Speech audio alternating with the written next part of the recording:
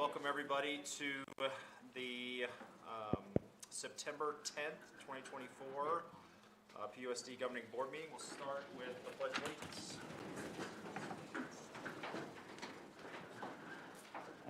I pledge allegiance to the flag of the United States of America and to the republic for which it stands, one nation, under God, indivisible, with liberty and justice for all. Thank you. All right. So item 4, approve the agenda. I'll consider approving the agenda as presented. I'll take a motion. I will make that motion. I have a motion. Do I have a second? Second. Motion is seconded. All in favor say aye. Aye. Any opposed? Agenda passes. Item 5. 5A, consider approving the minutes from the regular study and voting session meeting of August 6, 2024 as presented. Can I get a motion? So moved. I have a motion. Do I have a second? Second. Any discussion? Hearing none. All in favor say aye. Aye. Any opposed? Motion passes. Item 6, 6A, PUSD Education Foundation Year in Review. Dave Clever and Paul Kirchgraber. Welcome. Hello. Can you hear me okay? No. No, Is the mic on? Yep, it's on. Do I just talk very loudly? you're I up could the do that. creek with that paddle. Which of the mics is it? Do you know? Do you have the? Testing, testing, We're gonna figure testing, it out. Hold on here. Podium mic number 1. testing. Number 1. Yep. Try it now. Hello. That's Is that better? I like that. Okay. I'll try to speak into the mic. So, Nope. Mr. Superintendent, staff members, esteemed board members, student reps, and audience members, thank you for having us. My name is Dave Clever. I'm the new president of the Prescott Education Foundation.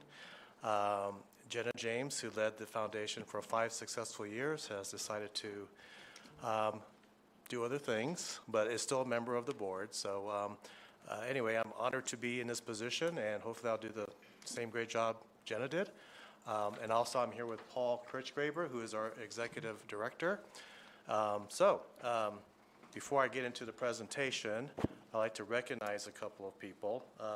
Ms. Jane Robinson, who is our governing board representative on the foundation, as well as a longtime board member, and who runs the Teacher's Closet. I do. So thank you for everything you've done. And also Mr. Galagowski, who, were you an original founding member? You were close. We were asked after, Jen, it was, what was it? Probably 2 years? Our second year, I think. Right. Was the first time we did the. And there were no, and I quote, there were no dudes on the foundation. So I was one of the first dudes. But a longtime board member, and we've served together for a long time. Still very active in helping us with all our fundraisers. So thank you both for helping the foundation. So we are here to present the year in review and all the accomplishments we've done for the last fiscal year, school year, excuse me. But I'm going to just, before I hand it off to Paul, who's going to cover all the nitty-gritty details, for this last school year, we contributed over $100,000. So it's a great thing to be able to do. And it's a lot more than just about contributing money. We recognize teacher and students. We also are out there to help promote the district and also allow the community to give back to the schools. So again, it's a lot more than just money, but it's a great number to have up there.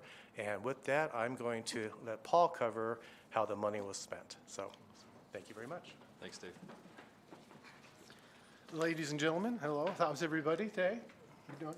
Smiling faces. It's always fun to talk about fundraising and gift giving, and going to talk to you about where some of that $100,000 went. We made a big decision this year to broaden our impact on students. In past years, what we have done is entertain grant proposals from individual teachers. And then a committee has reviewed those grant proposals and funded innovation in the classroom. But the board decided that it wanted a bigger bigger bang for its buck. So we changed to something we're calling innovation school enhancement grants. And these are site-specific grants that we have committed to each year providing grant funding to school site to fund something that is their idea. They come up with the idea, we fund it. This year, very first year, is the Prescott High School. And we contributed $23,000 for a library upgrade project. As you can see, there's things such as the window wraps here. It helped to fund 2 brand-new interactive panel displays, first ever charging station in the library, Chromebook carts with Chromebook cart with Chromebooks, and a little remodeling, or a little to make it more efficient in the library. There's a wall is going to come down. There's painting, turning an office into a conference room. The idea that the site came up with was, how do we make our library more inviting and more useful to the students and the teachers? So with all those changes, they've been able to really make an impact this year. The other big area that we made an impact is over $10,000 worth of restocking supplies to our teachers' closet. We had a phenomenal year last year. We had over 410 visits from teachers in the classroom. And not only were those 410 teachers finding essential supplies that they otherwise wouldn't have had, or they would have had to go purchase with their own money, they are also picking up supplies for another classroom most of the time. And although this didn't happen last year, I'm really excited to make an announcement today. And we are announcing a donation of arts and crafts supplies valued at $65,000 from an estate that was realized, and they didn't know what to do with these supplies. It was a woman who was a scrapbooker, a crafter, and they saw an article in the Daily Courier about the teacher's closet. They came to the teacher's closet on opening day, met with Jane, Carol, myself, and they said, we have enough arts and crafts supplies literally to open up a store. Would you like them? And we said, yeah, we would love to have them. So last Saturday, Clark Tenney, many of the people here in the room, we went to the donor's home and took the arts and crafts supplies out of the home, had a caravan of 10 to 12 vehicles, and we transported all this arts and crafts supplies to Prescott High School. Right now they're being stored temporarily in one of the portable classrooms, but what we will be doing is turning a portion of the teacher's closet into the art department, and we're going to be making sure that all these arts and crafts get out to every classroom and in the school district. So an incredible opportunity. The other thing we did this year is the board approved an effort to assist in math, upgrading our math scores in middle schools. The foundation wants to be part of the solution. And we know that part of the solution involves recruiting and retaining middle high school math teachers. We've seen that work effectively with special education teachers, where a supplement has helped to not only attract the teachers, but keep those teachers that are here. We know that if it worked in the special education group, we believe it's going to work here, and so we're very excited. $35,000 a year in salary supplements, and we've said we're going to bake this into our budget every year. It's not just a one-year thing. We know that improving math scores is going to have to happen over years, so we want to make sure that we're part of the solution with PUSD. So how do we get our money? Well, let me tell you, I've been a fundraiser for 30 years.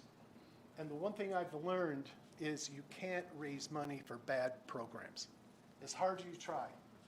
We are so lucky that we have great programs at PUSD. So for us to be able to go out and talk to businesses, talk to individuals about our programs is a joy. That's what makes fundraising fun. F-U-N, get fun? Smile, come on guys, come on guys. Puts the fun in fundraising. So one of the things we do is our annual fundraiser, Sip and Savor. This year we raised over $70,000. We're having that event, actually we're moving it to the Prescott Lakes, to the clubhouse, and we're having the Sip and Savor on September 28th. We also have the Whiskey Off-Road Beer Garden, where we raise funds. And one of the things I wanted to do was this picture here. We had really great, look at what people are wearing at the beer garden. I mean, short sleeves, smiles, and unfortunately in 2004, the weather wasn't so great. A little bit different dress, correct? Yep. And so we didn't do so great, but the Whiskey Off-Road is one of our other big fundraisers.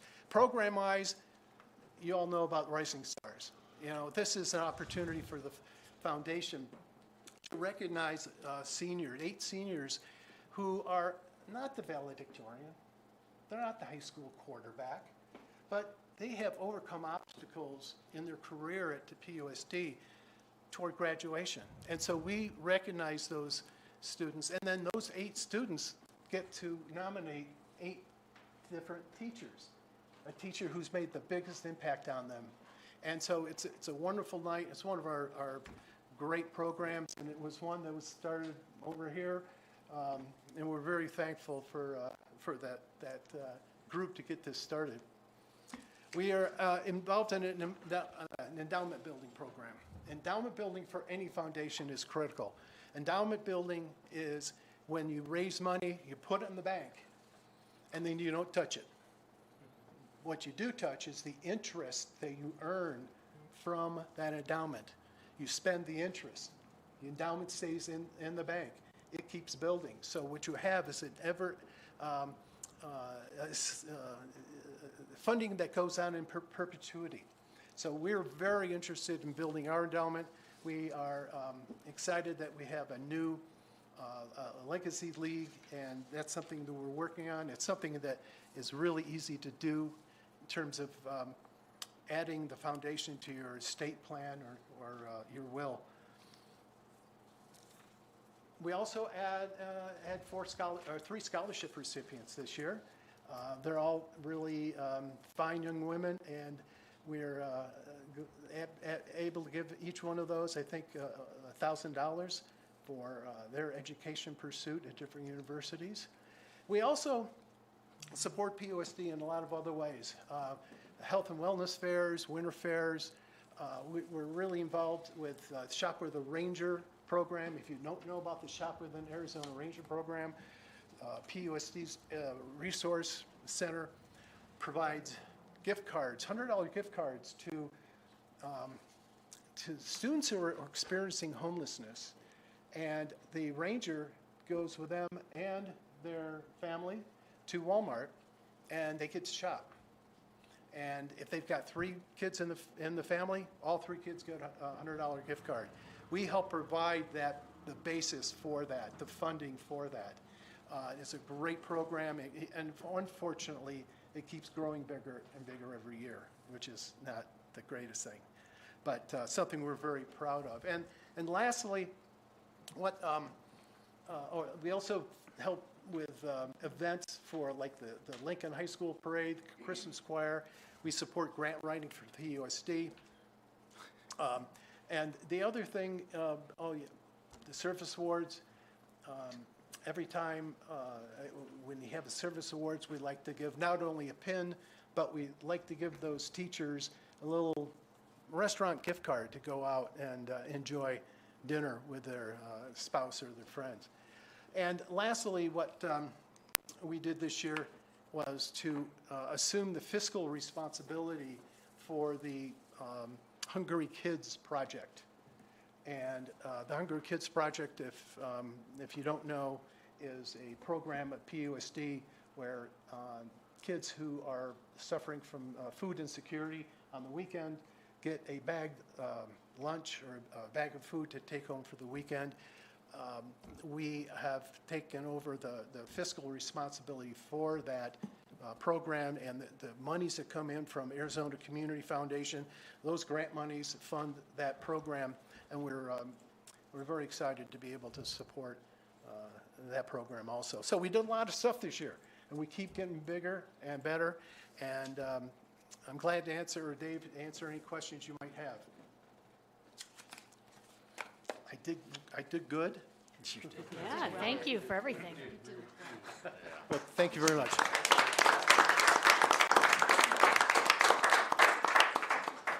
I know it's a lot of information to cover, and again, all that money goes back into our school district or students, so 100% of it from that fundraising, so tremendous efforts there.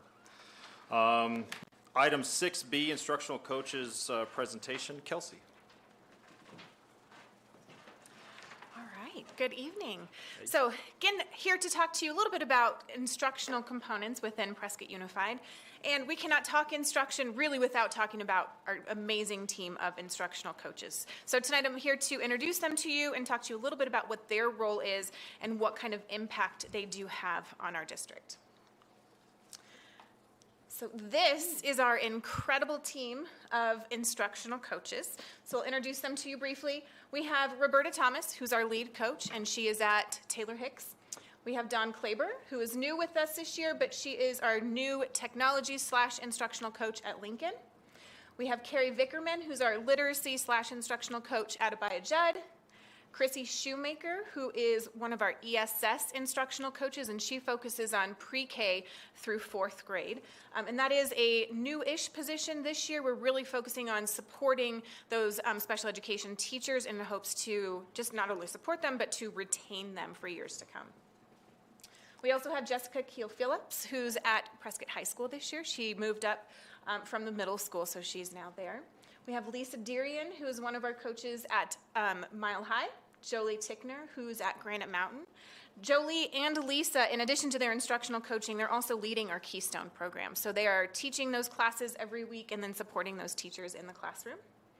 We have Rachel Hawley, who's an ESS coach. She, again, came from the high school, but she really focuses on our 5 through 12 campuses. And last but not least, we have Kayla Rangel, who was our coach at Lincoln Elementary, who moved into our testing coordinator position this year. But she really is a data coach and an intervention coach as well. So we've added that to her job description.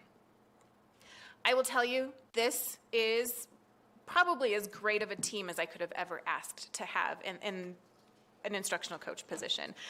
They are master teachers, they are incredible humans, and they really are doing some amazing work. So their mission as a team is to build partnerships. That's crucial to the work that they do in order to move instruction through a process of continuous growth to create high-performing classrooms that ensure student success. So it's supporting teachers as they continue to grow and evolve as educators, so they're supporting their students to the best of their abilities.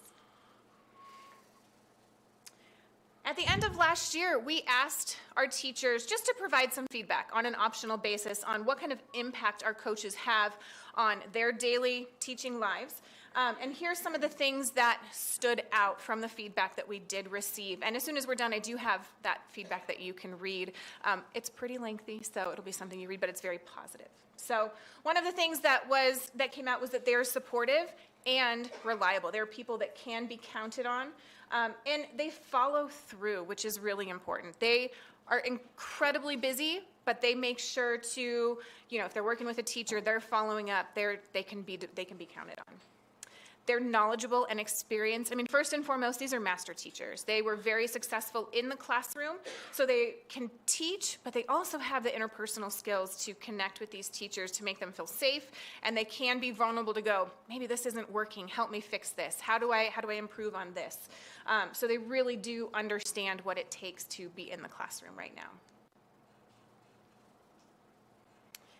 They're also effective communicators. So all of our coaches, with the exception of our brand new ones that we're working on, have been through what we call cognitive coaching. It's just how do you converse with people where you're not just telling teachers, you have to do this, you have to do this, you have to do this.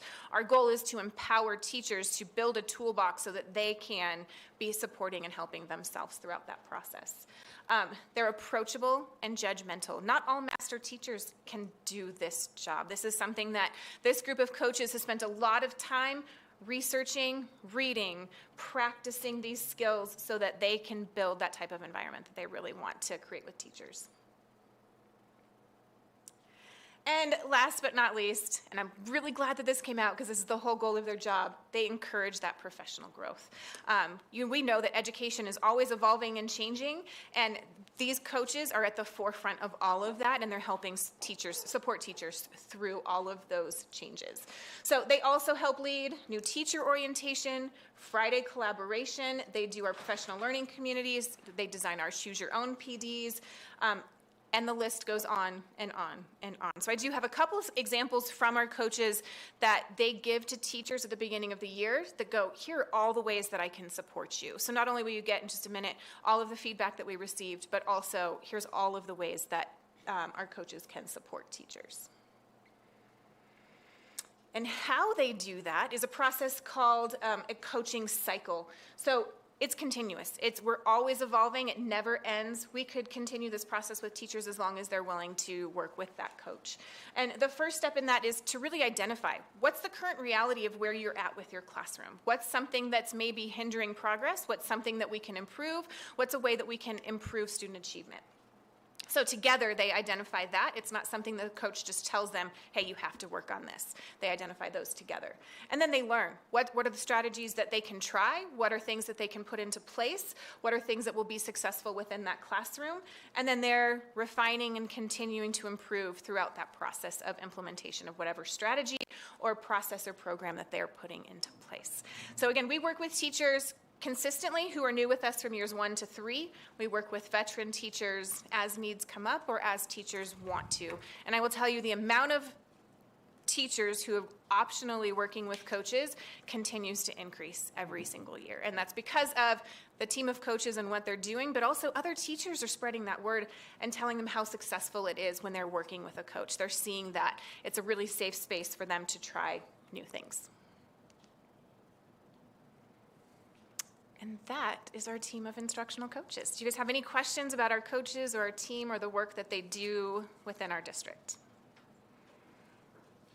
So as a team, do they work with the teams as well? Like if you have a veteran teacher and you have a new teacher, how effective are they working with those teams as well? They do a lot of that. So they will lead grade level discussions, they'll lead content or department discussions, they'll facilitate that, as well as working one-on-one with our newer teachers. And so this concept came from, I mean, I could see for retention for one, right, for newer teachers. What else have you seen that has developed from that? Just because I'm sure that was probably the catalyst to it. Correct. But what else have you seen from that beyond what you just said? It's hard to really define what that student achievement impact has been, but I will tell you when we work one-on-one with teachers, we can see that direct achievement from year to year. Where I can't say, from the beginning of coaching to now we see growth is because that test has changed and those measures have changed. So we don't have definitive data that way. But I can tell you when we work with teachers, they become more confident, their students become more confident, and you are seeing that through student work and academic scores. That's awesome. Question? Go ahead. I was going to say I can not only retention, but definitely recruitment as well. Both in my current role and as principal, I would definitely highlight that whenever we were talking to a potential teaching candidate and make sure they understood that they're going to be supported and that you have somebody at the site ready to help them and work them through whatever challenges they might have.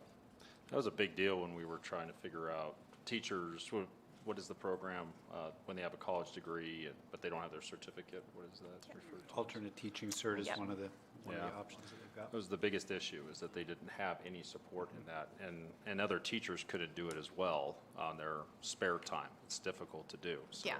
yeah. That's wonderful at you. Yes, before we had coaches, that fell on mentor teachers, so other classroom teachers and building principals. So I think it even has an impact on retaining our current principals as well, because they are definitely supporting all of those instructional pieces that principals want to be at the forefront all the time, but sometimes they get pulled off into other things as well. So they're definitely instructional leaders on their campus along with their building principal. And just being in the district for the last 20 years, I was a principal when there wasn't instructional coaches. And I can say, and Kelsey was.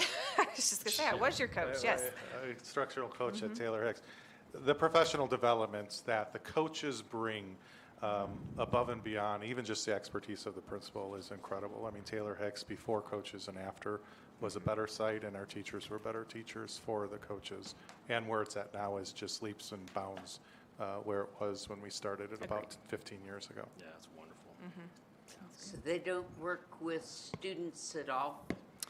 They're in classrooms all the time. So they could be working with students, but they're primarily working with teachers to support the work that they do with students. So that's their whole day long they're doing that, going from classroom to classroom. Yes. Yes. I was going to make one comment just from experience. I've noticed that coaches have a profound impact on some teachers. I've seen some first-year teachers who classroom management was difficult, and to the point that the teacher thought they weren't going to continue. Right. That maybe this is not the field for me. And I've seen what a coach can do going in, working with the teacher on how to develop better management skills, and the teacher gains more confidence, and suddenly you have a teacher who is in the right field and does have that passion again and realizes that the management was just a bump in the road and she or he just needed some help. Right. The impact that they have on students is immense, and that's because they're increasing the capacity and the confidence of our classroom teachers. So they're affecting every single student on that campus in some way. The only question I have is, so how common is this, like as far as best practices go, a team like this in a district our size, how common is this statewide, I guess? You find instructional coaches in most districts now, in some capacity. I will tell you, I think we have an amazing group of coaches, and we have a great structure for them. Most districts don't have an infrastructure like we have. So they might have one coach who supports their entire district. Right. They might have one coach who only focuses on math through the entire district. And there are years that we have tried that, and they were successful, but not to the degree that we are now, where we have coaches who are at each building, but who also specialize in certain content areas where they are our expert that we go to. Okay, thanks. Great question. A lot of us in the room started a teaching career several decades ago, and if you're like me, you got a fist bump and a textbook and let me know if you need anything. This goes way beyond that, and you're exactly right. It makes a big difference for people who are new in the profession, who might be struggling in the profession, or just looking to up their game. Absolutely. It's hard to get to every classroom every day. Linda, you asked a good question. Do they work with kids? Yeah, absolutely. You showed us 4 little gift videos up there, whatever, and 2 of them were the instructional coaches teaching kids, modeling for the teachers in those classrooms. Well, here's one way you could do that and whatnot. So there is a fair amount of that, but the primary focus is I'm going to help this teacher get better. I would have loved something like this when I started out. Me too. Made it through. Here I am still, but it's great. And Andy, you're exactly right. When I was in HR as well, I got a lot of really positive feedback from both people who we were recruiting. Say, yeah, absolutely. We've got 8 instructional coaches for our 210 teachers, and they'd say, wow, that's a fantastic ratio. We have 300 teachers in my current district, and there's 1 instructional coach, things like that. I mean, you're exactly right. It's not uncommon. These days it's very common. It's most common for a district to have instructional coaches, but I don't know of a district that's got a program as highly developed as ours. Right. I would agree. And do they fall under the category of certified staff as well? Yes. Good. And, I'm sure Andy could go back and pull historical data on teacher retention. I know that our coaches are directly impacting teacher retention. And not just retention of, any teacher, but really high quality, amazing teachers and continuing to develop and improve. So, yeah. Tremendous. Okay, thank you. Thank you. All right, moving on to item 6D, PUSD risk mitigation presentation. Mr. Tenney. We skipped Would you to Oh, we did C. first? Yeah, you want to do that one first, don't you? Either way, yep, I'm good. How about 6C, update PUSD enrollment numbers, dual enrollment numbers, and classroom sizes? All right, very good. So in our last board meeting, board members asked me to give an update on all three of these things. We're looking at the enrollment in our CTE and dual enrollment courses, our enrollment overall, and how that compares to last year in each grade level, and then our class sizes as well. All these things are related to one another. So actually, Kelsey asked me earlier if I wanted this, and I should have said yes. Here we go. Great. Let's go to this first. So here's our enrollment right now. Get off of that. Sorry, you guys. We're going to get this right. All right. So here's our enrollment over the last several years. Day 12 is the day that we usually, enrollment changes from day to day. It literally changes from hour to hour in some cases. I can look in the morning and say, hey, what's our overall enrollment? And look later that day, and there's 2 more kids than there were at 9 o'clock, or there's 1 less kid than there was at 11 o'clock or whatnot. So we track this, but one of the best ways we found to track it is after the 10th day of school, when we drop all of the students who were on the family enrolled them earlier in the year, but they moved over the summer, didn't show up. These are the actual bodies in seats. And so over the last several years, you can see where our enrollment's been. Other than COVID, very stable. Down just a little bit, up just a little bit. We're down about 24 kids on day 12 this year as compared to last year. So just about the same statistically. I can't remember. I figured out the percentage. We're like 0.2% different from last year. Essentially the same. You can see in the middle table there where we were at the end of last year in each of our schools versus this year, and I'll just a couple of highlights for you. You can see DG stands for Discovery Gardens at the end of the school year. Discovery Gardens is the school that tends to grow the most over the course of the year. As kids age into being eligible to come to our preschool, we usually grow by between 40 and 60 kids over the course of the year. So you can see we're actually down from May of last year in total numbers by whatever that is, 17 or something like that. But it's the highest start we've ever had in Discovery Gardens. And if it grows by 40 or 50 kids like it usually does, we'll have more in Discovery Gardens preschool than we've ever had. So that's good news. Abaya, Judd, Lincoln, and Taylor Hicks are all down fairly substantially. Our numbers in each of the 3 elementary schools are down quite a lot. Part of that is we had a very, very small kindergarten class last year, and that group's moving up, and our large-ish 4th grade moved on to Granite Mountain. You can see the impact there. Granite Mountain's up 23 kids. Part of that is I think there's a change in the culture there and a change in the buzz in the community about, yeah, okay, let's stick around for 5th grade here. This is going to be really good. But part of it is, as well, like I say, we had a really big 4th grade cohort in all 3 of the elementary schools, moved up to 5th grade. Same thing happened, the opposite, happened with a very small 6th grade cohort that moved up to Mile High and a large 8th grade cohort that moved on from Mile High to the high school. So you can see Mile High is down substantially, but the high school is up by even more than that. So overall, relatively flat compared to the previous year, not significantly different. Everywhere there stands for PUSD everywhere, and that's the combination of our full-time students, or students who are not counted in the numbers elsewhere because they're not hybrid students, we call them. They're not taking some classes at the high school and some online. They're taking all their classes online from us. And so it's those students at any grade level, and there's, I think, 2 total in the K through 6 grades, and then a handful at 8, I think, at the Mile High level, and I can't remember, 50-ish or so, 40 to 50 kids at the high school level, plus the students who are in our Genesis dropout prevention program. And then you can see the total number of kids as of last week, at least, in each of our grade levels. And you can see that our grade 1 is really, really low, but our kindergarten is larger than our grade 1. By a substantial amount, actually. That's good news. We've had a trend the last several years that follows what census data tells us is the actual number of children in Prescott available to go to school someplace, whether it's a charter school or a private school or our schools. There's been just fewer and fewer and fewer, and we've seen that in our kindergarten over the last few years. Our numbers of kids coming to us, we're getting lower and lower in the lower grades, but that trend reversed, at least temporarily this year. We'll see how that goes. What questions do you have about the data here? Anything? Did you say Genesis was included in the everywhere Genesis number? is included in it, yeah, in the everywhere numbers. Just want to make sure I heard that correctly. Yeah, there's about 60-ish kids, 50, 60 kids in that right now. About 60, I think. Go ahead. Oh, sorry. I know you said we see growth in Discovery Gardens. Uh-huh.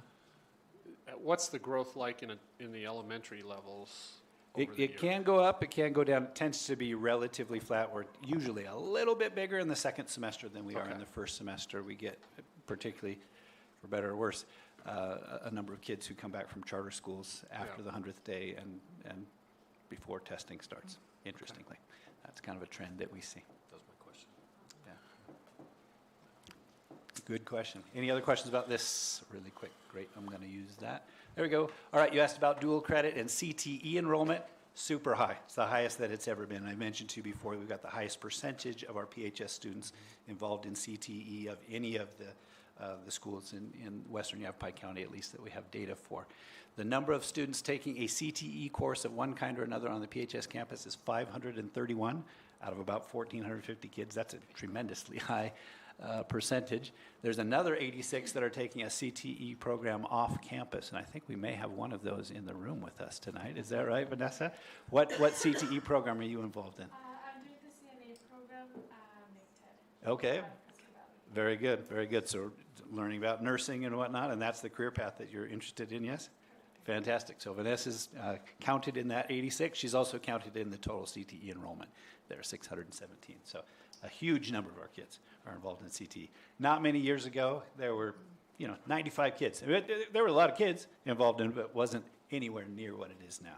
It's a substantial portion of our students at Prescott High School. Dual enrollment CTE, so these are students who are getting Yavapai College credit while they're in a CTE program. 224 of those 216 are in a class that's eligible for that we're partnering with Yavapai County. And that's the case for you, yes? Okay, good. So Vanessa's involved in that 224 figure as well. And then we have our early college program at Yavapai College. We've talked about that extensively in past meetings. We've capped that at 36 this year. As of last week, there were 34 kids enrolled in that. And those are kids who are dually enrolled both in PHS and in Yavapai College. And so they're in that final figure as well, the total number of dual enrollment kids, those who are involved in a CTE class or a PHS-only based dual enrollment class, math or English, or our early college program. It totals 423. So huge number, hundreds and hundreds of kids are involved in one or both of these two sets of programs, career and technical education or dual enrollment. Questions about that? Fantastic. And look how happy they all are. Where, the That's the best part. 423 number, That's the last one, where am I getting that? That's the total number of kids who are in a dual enrollment class of any kind, total number of students. Some of them are in more than one, et cetera.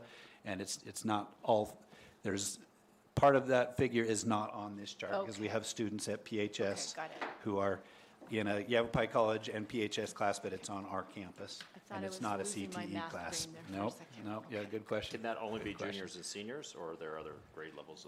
There's a very small handful of sophomores who are in a dual enrollment class as well. Yeah, but it's mostly juniors and seniors. That's Yep. an amazing number. Questions about any of that? Tell me Please. again why 86 kids are off campus? Great question. So we have got, I believe the number this year is 14 different CTE programs that are housed based on our Prescott High School campus. So we've got a Prescott High School teacher that we employ that's also CTE certified, who's teaching athletic training or business management or cybersecurity or whatever it happens to be on campus. We do have a number of programs like certified nursing assistant that we don't have somebody on our campus who can do that. So we have 86 kids like Vanessa who we transport on a PUSD bus to either the campus out by the airport or out to Prescott Valley or out to Chino Valley for one of the programs there, whether it's agriculture program or welding or something like that we don't house on our campus. Yeah. So there's an additional about 20 other programs that they can be involved in, with anything from piloting planes to welding to, electricity, something to, that type of thing that we don't have on our campus. Yeah, great question. Carly or Vanessa, anything else you want to mention about dual enrollment CTE? You don't necessarily need to, but if something's come to mind as we've been talking about. Yeah, I'm in a few of the not CTE ones, but to dual credit. I've Yeah. done college mathematics online. I did business management in person. This year I'm in English 101, and I do American Sign Language online, and I looked at doing the early college program, and I just do think we, as adults, you don't understand the value that it puts on, my parents' back or my own getting those opportunities for such a lower price. Yeah, that great point, Carly. I probably should have emphasized that more. We've got 5 children, my wife and I, you probably know, and every one of them was involved in dual enrollment classes, a couple of them in CTE as well. And they graduated with a number of college credits from Prescott High School as a result, and it saved our family a ton of money to be able to go through university in 3 years in some cases rather than 4 or 4.5 or 5 like kids do. It's a big step forward for kids moving into careers or into university to be able to have these options. Okay. Let's talk about class sizes. Arizona has, unfortunately, the highest K-12 class sizes in the United States of America. We don't have the class size data from the schools in Prescott Valley or Chino Valley or Phoenix or Peoria or whatnot right now. What we do have is data from the National Center for Education Statistics. And this is the most recent data that we've got from fall of 2022 of the number of teachers in each state and the number of students in each state. And from that, we can get a teacher-student ratio. The teacher-student ratio, to be very clear, is not the average class size. It's not the case in Arizona, it's not the case in Vermont, it's not anyplace else. But there is a direct correlation, as you can imagine, right, between them. In some cases, we've got classes. I was in a class yesterday morning that had a teacher and 2 students in there. The 2 students are very, very high special needs students, so that's not a typical class for us. I also was in a class just recently where there were 71 kids. It's a band class at Mile High Middle School. That's also not typical at all. So this includes all the atypical classes, including several that are intentionally small, mostly special education classes that way. But we'll also have, for instance, AP physics class that might be smaller than usual, et cetera. So anyhow, we can see the average teacher-student ratio in the United States of America is 15.4 teachers per student. Again, that's not an average class size in the United States of America. It's going to be much higher than that. That includes all the classes that might have 2 teachers, team teaching together, or small classes, et cetera. The number 1 state in terms of smallest teacher-student ratio, and therefore we can presuppose smallest class sizes, is Vermont. I looked up this data and I thought, what's the weather like in Vermont? Then I looked at the lowest 4, the worst 4, the lowest 4, the highest ratios, and you can see it's Nevada, California, Utah, and then the worst one of all by actually a substantial amount is right here in Arizona. That has to do with our number 49 in the nation funding, of course. School districts, of course, will hire more teachers and have lower class sizes whenever they can. It's ideal to have lower class sizes. You don't want class sizes of 6, that's not great. But you don't want class sizes of 36 either at the elementary school if you can avoid it. So we try to shoot for that sweet spot. Interestingly, you can see the number of teachers that we've gotten in PUSD and the total number of students. Our student-teacher ratio is closer to the national average than it is to the Arizona average. Our class sizes are thus, we don't, again, have data for how big is 3rd grade class number 2 at William E. Johnson School in Peoria. We don't know. And that's going to be different probably tomorrow than it is this week. But we do have this data that shows us unquestionably our class sizes on average are lower and actually substantially lower than Arizona in general. We've known that for years. We know that anecdotally as I talk with other principals. Hey, how big are your 3rd grade classes? Oh, we're trying to stay under 33 this year. Woo. We're lucky to be lower than that. Questions about this? I've got some specific data about our class sizes here in just the next couple of slides. Okay. At our pre-K schools, we are guided by being eligible for grant funding and other things on the state level. They tell us there's some guidelines that they say you must be these sizes. So this is the National Association for Early Childhood Education, for the education of young children, guidelines. And they say these are the guidelines. If you've got a kid who's between 12 and 24 months in your class, you need to have 1 adult per 4 children. That would be spectacular. I would love to have that at our kindergartens. We don't have that, but we do in those classes. And the max that they'll allow at a time is 8 kiddos in that case. So you need a parapro. Presupposes you've got a parapro in there for you. And you can see the other ones. I won't walk you through the whole thing. But we intentionally keep very, very low class sizes at the preschool level because we have to. And because obviously it's great for kids. Questions about that? Okay. Here is the current situation and our targets and comparison to a nearby district, one of the 2 nearby districts. In kindergarten, there's a nearby district that has actually in their board policies, they've got a regulation that says, hey, here's what we're shooting for a maximum. Here's what we'd like to be in terms of a range. We don't have that written in our board policies as a regulation, but we do have a written guideline that we have followed for years at our elementary schools, and here's how it compares. In kindergarten, we'd like to be right around 24 if we can, 23, 24. If we get much bigger than that, it's very, very, very hard to. After my granddaughter just started kindergarten in Scottsdale Unified, Yeah, yeah. 32. Okay, so there's some of the anecdotal information that backs up the statistical classroom information that is. we've got that shows just too big. That's too big. We don't do that. We don't do that here. Could we do that here? We could. Will we someday be forced to do that here if we want to keep programs and also continue to pay teachers enough to stay here with us? I sure hope not. I sure hope not. But we've never done that here, and we have no intention to do that here. But that's a thing. It's a thing in a lot of places, isn't it? Especially here in Arizona, unfortunately. We've got good weather, though, except for in Phoenix. I was in Phoenix last week. It's not good. So it's kind of the worst of all worlds. We shoot for 24 or under. If we get much below that, we're not using our budget funds as efficiently as we can. If we do that too many places, too many years, we won't have enough money to keep programs.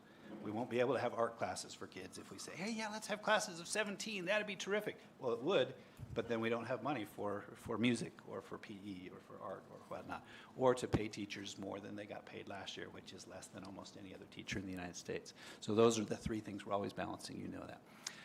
Our current average in PUSD is 22.1, and our largest kindergarten class currently is 25. Do we like to be bigger than 24? We don't.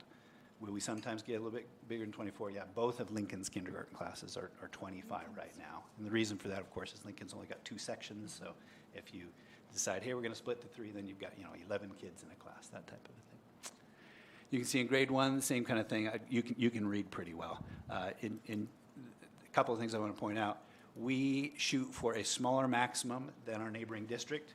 We are consistently below what you'll find in Valley schools, and we're proud of that. Is it ideal? It is not ideal. I wish these class sizes were smaller. I wish we had enough funding to make these class sizes even smaller. But we do a pretty good job. If we get much below those, again, we've got a new kind of problem that bites every kid now and in the future in terms of lack of funding available. We're doing pretty good. We're not much over our maximum ideal anywhere. In fact, I think, yeah, those 2 kindergarten classes are the only 2 that are over what we shoot for the maximum ideal. And that happens pretty frequently at Lincoln, that there'll be a grade or 2 that's just over the ideal there, just because only the 2 sections, very, very difficult to split them out. Questions about that? Comments? Okay. So those are K through 6 class sizes currently. We're super happy. We looked at maybe adding a section or 2 at a school earlier in the year, made the decision, let's sit on this, let's wait. Trends in the past tell us we're going to be okay, and it turned out we were okay. We're really glad that we did not allocate $80,000 between salary and benefits to a teaching position that ended up. Would it be great if those class sizes were even smaller? Yeah. Could we use $80,000 for raises this next year? We sure could. So that's where we're at. And we made our best guess based on a lot of data over a lot of years, and it worked out pretty good. We're happy about that. Grades 7 through 12, you can see the nearby district targets there. They don't have any written guidelines for their high school classes. We do have guidelines that we shoot for. You can see we try to shoot for 32 or under in our core classes, not band, not PE, right? In our core classes at grades 7 and 8. And we're doing that right now. You saw the Mile High numbers are smaller than is ideal, right? And so our class sizes are actually substantially smaller. This is a place where if you were to look and say, okay, where did we not hit our targets really well, Clark? Probably Mile High in terms of class sizes. We've over-allocated staffing there, but it makes for smaller classes. And you know as well as I that the place that we need to most focus in on kids to raise test scores and academic achievement is Mile High. So if we do this for a year, I can still sleep at night. We do have 38 in our algebra class at Mile High, which is larger than we want to be, you can see, by a substantial amount. Those are our sharpest, generally speaking, most best behaved kids in a math class that's a high school level class, and they meet together for 1 hour. There's just one of those classes. And then there's another 22 kids that are in their very highest, I guess, Mile High class that actually go for first hour to Prescott High School. They take geometry with a teacher there, and then we bus them back to Mile High in time for their second hour. They're all in the same classroom together? They're all in the same classroom together okay. with another about 10 PHS kids. Okay. Yeah, good question. And you can see where we're at the high school. Our smallest core class at the high school is 11 kids. Again, I think that might be that, AP physics class or something I was talking about. And then we do have a history class that's got 42 kids in it. I don't like that. That's no fun. Can we afford to hire another history teacher? We really can't. We don't have a classroom for that, et cetera, et cetera. So we do occasionally have bubbles that aren't great. The teacher that's got that class, his average class size overall was 32 point something. So he's got some smaller classes as well, et cetera. We try to balance it pretty well, and we were very, very effective at doing that this year. And of our core classes at the high school, 97% of them, I think there's only 3 of them that have 40 or more. That's unusual. Overloads are considered occasionally? Overloads are always considered if we have too many classes like that. Yeah, if we have the room. one class that just because of scheduling things is too big, but if we have several, we'll look at that and say, is it worth moving several kids' schedules around 2 weeks into school? Do we have a teacher who's willing to do that, et cetera? And we actually have larger than I like classes in our senior English classes at the high school this year. Mr. Neely went to the senior English teachers and said, hey, who's interested in overload so we can bring down class sizes? And they said, you know what, we got this. It's okay. We'd rather do it the way it is. Let's not disrupt kids' schedules. It's the same number of kids overall either way. I'm good. So that's what we're rolling with. We're still looking at a potential overload for biology this year. But if we make that move, we need to make it quick. We're a month into school. Questions about any of that? I'm being very thorough, I can see. We also do have in board policy and a regulation special education student to teacher ratios that we follow pretty carefully. And you can see what they are there for our resource classrooms. So those are kids who are not typically, they don't spend much of the day with their special education teacher. They're in a general education class or classes throughout most of the day, and they spend some amount of time with a resource teacher at the high school, 1 period typically, et cetera. And the load that we like to shoot for those teachers is there on the left. When we get to 22, then the board policy says that, or the regulation to the board policy says that we'll consider a parapro to help out with the additional paperwork that goes along with that, et cetera. You can kind of see all the way through. We try to keep those classes very, very low on purpose as well. I'll let you process that real quick and stop talking and then move on. Questions about that? On the ED side. Yes. Baseline is 1 teacher and 1 or 2 parapros. Yes. Does that seem adequate, do you think? It is, and well, yes and no, it depends on the day, honestly. In every one of our ED classes right now, we've got a teacher and 2 parapros. Okay. So we don't have any with 1. Okay, so we've got 2 in all of them. And all of them, even the ones that only have, I think we've got a class that has 5 kids, but the needs were such that we felt like, and there's sometimes situations where you need to prevent a child from being physical with another child or an adult or whatnot, and so that ties up one person immediately. So a lot of scenarios that we have to think about. There's some specific, you can see, the two asterisks there in the bottom center. That's required by the state, those ratios. The others are not required by the state. It's up to you. We try to keep them in it. This is based, again, on long experience and what we've found works pretty well. Most of our teachers feel like we've hit a sweet spot here with these numbers. Did we receive any EDP students from Chino? We have not this year. Yeah, good question. Remember, that's a great question based on, was it last month or the month before we entered into an IGA, an intergovernmental agreement with Chino Valley to be able to look at that if they've got high school. They've got EDP, private placement programs for students with an emotional disability label as part of their special education IEP, all the way up through 8th grade, but they don't have it for high school. So if they have a student with that who still needs that level of support, they have to look elsewhere. And prior to our entering the IGA with them, whatever it's been, 6 weeks ago, something like that, Mayor was their closest option. So now we're a closer option, but yeah, they haven't approached us this year and said, hey, we got a kiddo we'd like you to consider. They may in the future. And last slide here, final thoughts, some of the things that we went over. Our student-teacher ratios in PUSD are far lower than state averages. And Jane, you shared another piece of anecdotal information, kind of thing I often hear. Can I go to the bank on, your daughter has a kid in a class with 32. Is that happening in every kindergarten class other than Prescott? It is not. But I hear that frequently enough from colleagues and from parents and whatnot. I know without the data that we had earlier, we're way lower than most places. And the data we had earlier shows we are unequivocally lower than most places. if you want lower class sizes, maybe you should move to Vermont. I mean, I hate to say that. It's tough. We don't have a lot of choices. I feel like the way that the board has directed us to allocate our funds over the last several years has been pretty good. And speaking of which, that's the second major bullet point. We've successfully followed that staffing model that we've got for years that allows us to balance funding for class sizes that, again, are well below state averages, keeping a variety of programs at every level, from elementary school all the way up through high school, that a lot of schools don't offer.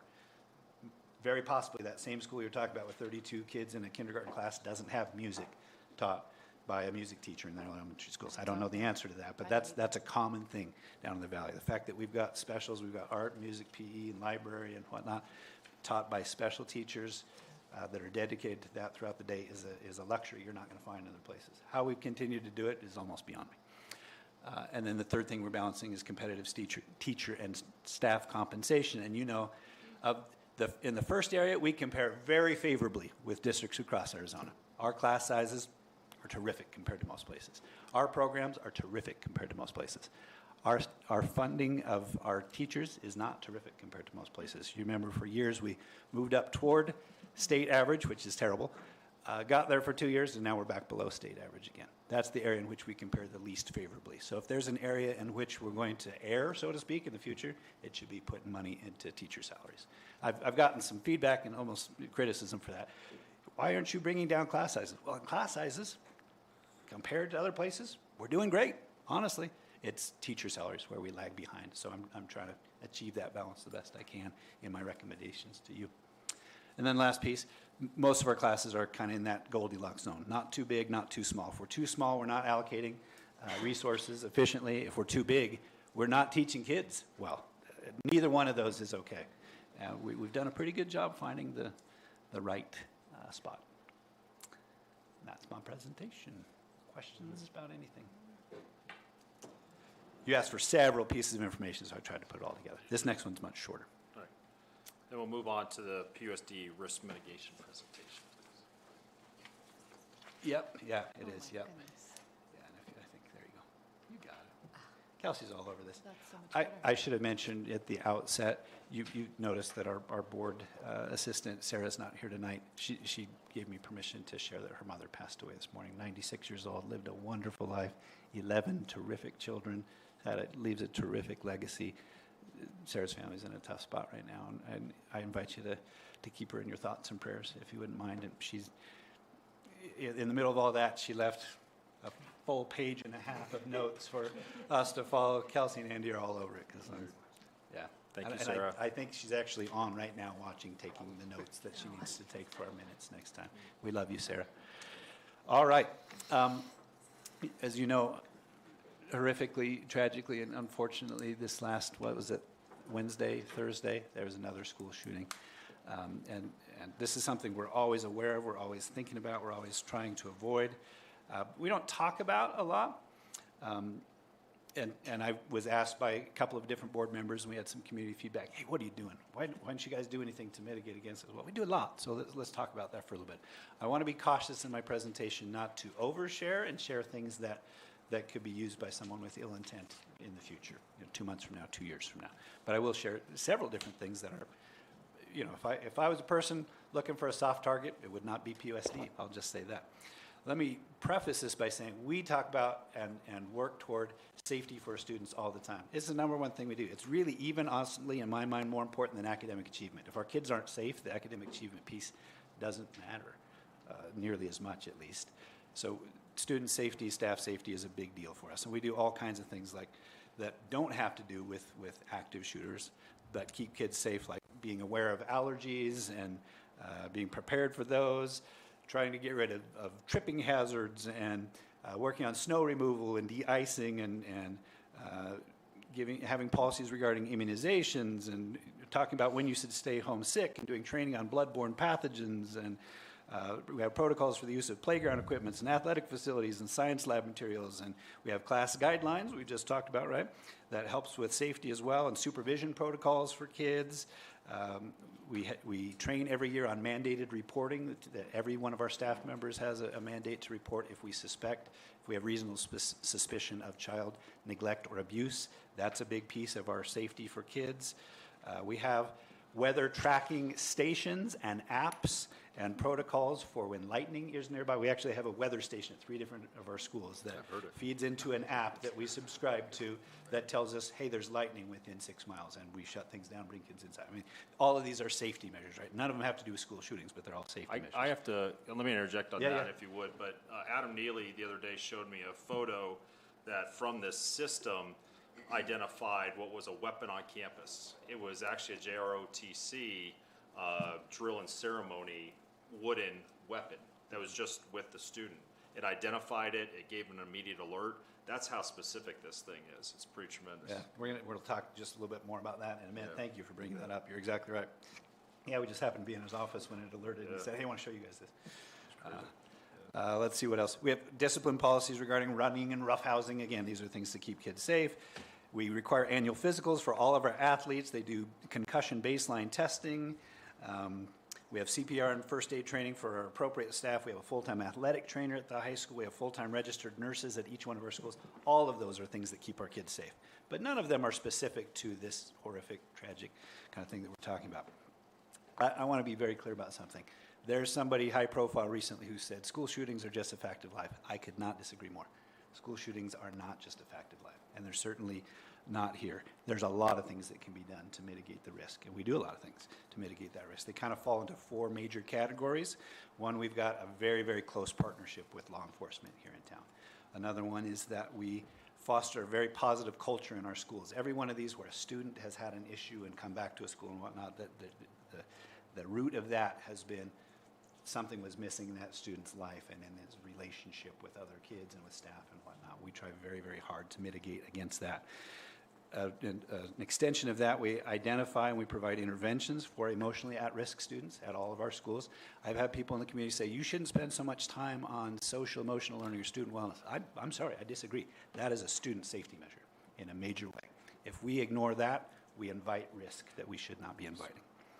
And the last thing we do, of course, and I'll talk about this most over the next 10 minutes or so, is that we prevent and monitor access to our schools during the day. I'm a parent of 5 students who went through PUSD, and it's very reassuring for me to be aware of the things that we do and to realize that statistically speaking, there's no place that my kids ever go other than my own home that's safer. There's more safety measures in place at our schools than any place else they go. They go to the park, sorry, nothing. They go to the movie theater, they go to church, they go to the grocery store. They're less safe in all of those places. Safest place they can be is my house. Second safest place is at school. I'm glad for that as a parent. The horrific nature of these school shootings that get advertised and whatnot in the press gives a very reasonable impression, I think, that schools are a frequent target. So I looked up the statistics on this. I was actually shocked. I figured it was probably less than half of active shooter situations are in K through 12 schools. What I found was that over half of active shooter situations happen in areas of commerce, businesses, stores, etc. More than half occur there. If I'm really wanting to avoid that, I won't go to stores anymore, but I have to live my life, right? I go to stores. Including K through 12 schools and universities, the percentage, this is from FBI statistics, of active shooter situations that occur in schools, universities, Virginia Tech, etc., and K through 12 schools combined, 13%. It's a tiny fraction of these terrible events that happen in schools. But again, we get very reasonable assumption that it's happening all the time and it's happening primarily in schools. It's mostly not, which is good news for me again as a parent. In spite of the fact that it's exceptionally rare in the 131,000 schools in the United States, we still spend a lot of resources and time and effort trying to make sure that we are as prepared as we can be and we mitigate the risk the best we can. And so those things are up here on the board just really quick, and I'll just go through them really quick. I mentioned we've got a terrific relationship with the Prescott Police Department. I don't think there's anything better that we can be doing to mitigate the risk than to have that. We are so fortunate that we've got a number of our local law enforcement who have spouses and kids in our schools. Many of them graduated from our schools. They are invested in keeping our schools safe. Now, I'm not suggesting that they wouldn't be otherwise, or they're not invested in keeping other schools safe as well, but they know our schools super well. We do a number of different things. We consult with them frequently on safety issues. I'm on the phone with the chief of police every month over something. She calls me or I call her about something, or a deputy chief of police, both of whom are PHS grads, by the way. So is the PEV chief of police, a PHS grad. with this Georgia incident that happened last week, police got with me and said, hey, just want you to know we're going to be increasing patrols at and around your schools for the next couple of days. I didn't even ask for that. I love that. I love that that's the kind of thing that they do. They know our schools super well. I mentioned that earlier. They're posted on our campuses every day. We'll talk more about that in just a minute. They conduct regular training in our facilities. When they need to do their training over the summer and whatnot, they say, hey, can we use Mile High for our canine dogs, et cetera, or for our, our SWAT team? Yes, the answer is always yes. And so they know if something happened in our schools, those folks would know just where they're going. They know what's around every corner, literally. Those are all great things. We have monitored single point entry at every school during the school day. Doesn't mean that, we pat everybody down when they go through metal detectors or whatnot, but they go by the front desk and they can't get into the school unless they say, hey, I'm Stan Golgoski and I'm here for whatever, and get the badge and go in from there. Each one of our campuses is fully fenced and locked during the school hours.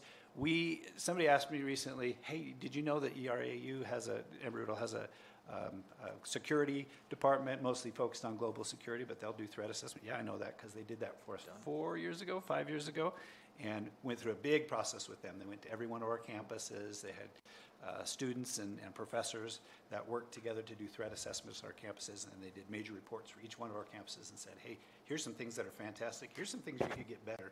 And we took that to heart and made multiple changes at every campus based on what they said. Those reports are 5, 6, 7 years old now, something like that. So the Prescott Police Department is currently doing the same thing for us again. Like as we speak, they're in that process for us. What else next? We have numerous security cameras at every campus.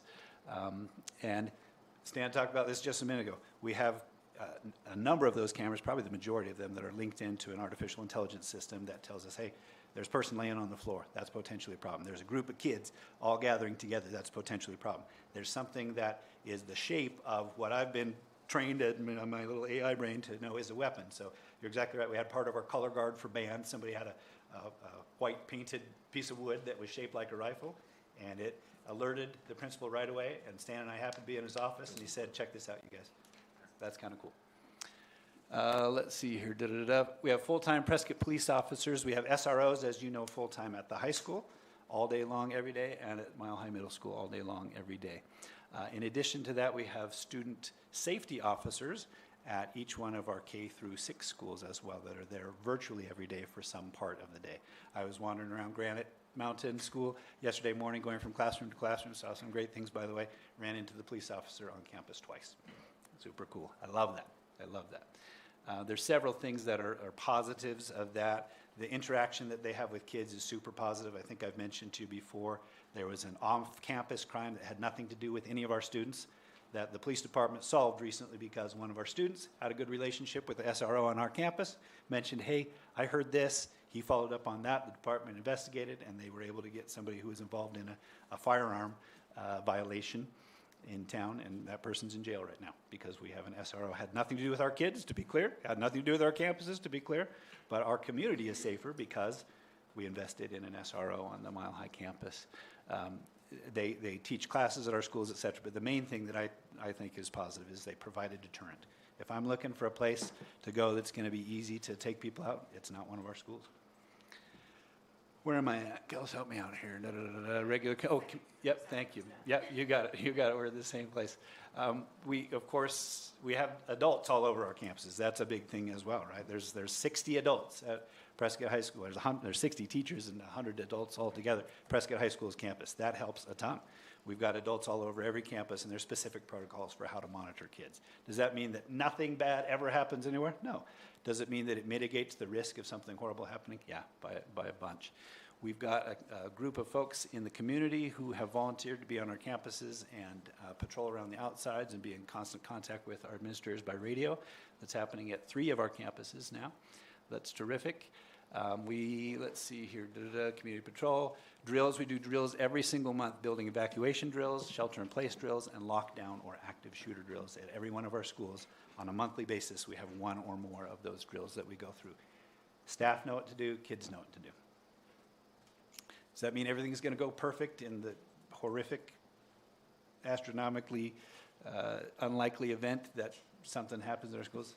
No, I can't guarantee that, but we're as prepared as we can be in terms of telling people this is what you should do in these situations. Every one of our employees has access to an app on their phone, the Raptor Emergency Alert System, panic button you might call it. If something's going down, they swipe up, press that button, and it tells everybody on campus, hey, we need to go into a shelter in place. I saw a bobcat on the playground. Or we need to do a lockdown because of this situation or whatnot. If we do a lockdown, it immediately alerts 911 as well automatically. And everybody on campus can find out instantly. It used to be we'd have to, let's get to a phone or let's radio somebody or whatnot. Precious seconds might have been lost. Now anybody with a phone, and that's most every one of our staff, can do that immediately. Let's see, moving down. And that also, the administrator version of that is linked up with another system we have called Mutual Link, and it will provide real-time video and location to the sheriff and the police in town. There is something going on, and it's in this corner of the building, and here's what it looks like. They can get audio, they can get video, we can be directly linked to them and essentially use our phone as a radio to talk to law enforcement as they're arriving if we need to. We're as prepared as we can be, I think. We have what's called a Stop the Bleed kit in every one of our classrooms. This is the funding for this was donated by some generous folks over past years, and our staff, it's been a few years since we've directly trained on this. We probably ought to do it again. It's for if an artery is severed and in a major accident or intentional injury of some kind to preserve life. Weapons are not allowed on our campuses. We have very strict policies on that, board policies, and there's state laws around that as well. The only people who are allowed to have weapons ever is law enforcement. That's the way we want it to be. Sometimes people say, hey, I'd like to pack my whatever to the football game. Nope, sorry. Let's see here, what else? Milestones. Yeah, milestones. So these last few things are measures that we take to try to avoid any of those, the need for any of the first 10 bullet points. Our district is involved with all of the other districts in the county, both on the west side and the east side of the mountains. We're on the west side, of course.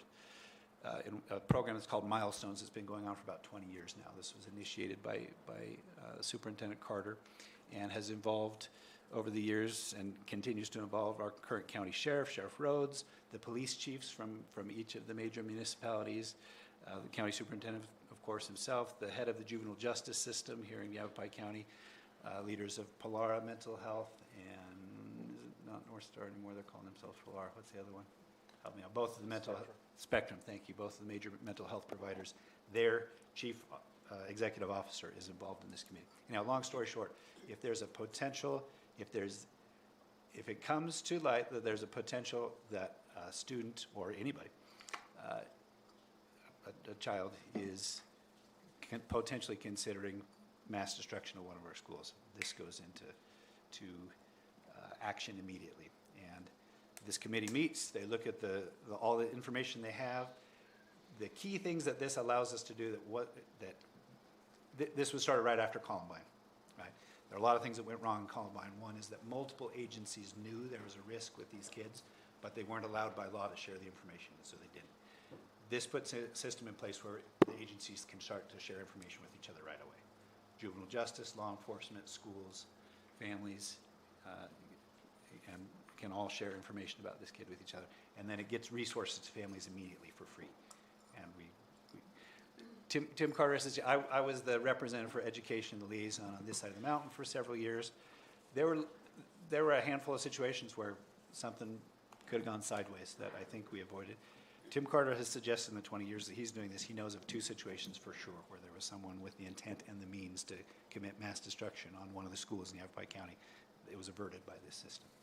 So I'm really glad we have something like this. I think most people don't know of it.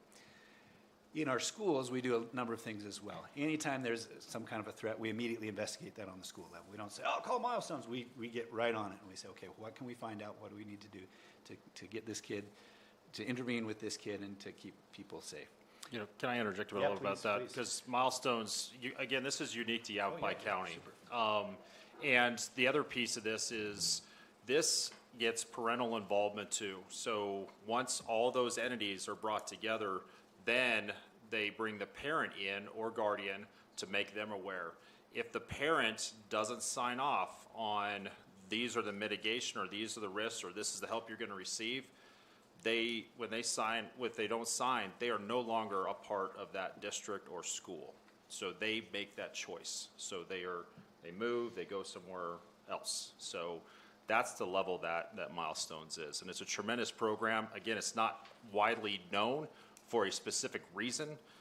Mainly you don't want to announce a program like this, but just everybody should know that there is this risk mitigation that involves all those entities throughout our county. It's a pretty tremendous deal. Teachers and other adults occasionally hear something that's very concerning, and none of them should ever ask themselves, what do I do with this information? They go to their administrator right away, and there's multiple avenues for us to get on top of that.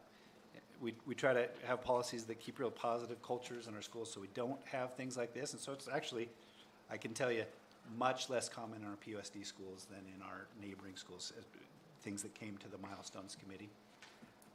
I don't know what that says about school culture in other places, but I do know it says something really, real positive where we're at. I don't think there's bad culture in our neighboring districts at all, but we've got things in place to not get to that level in our schools. We've got a leadership team or a safety committee in every one of our schools that are constantly talking about this on a regular basis.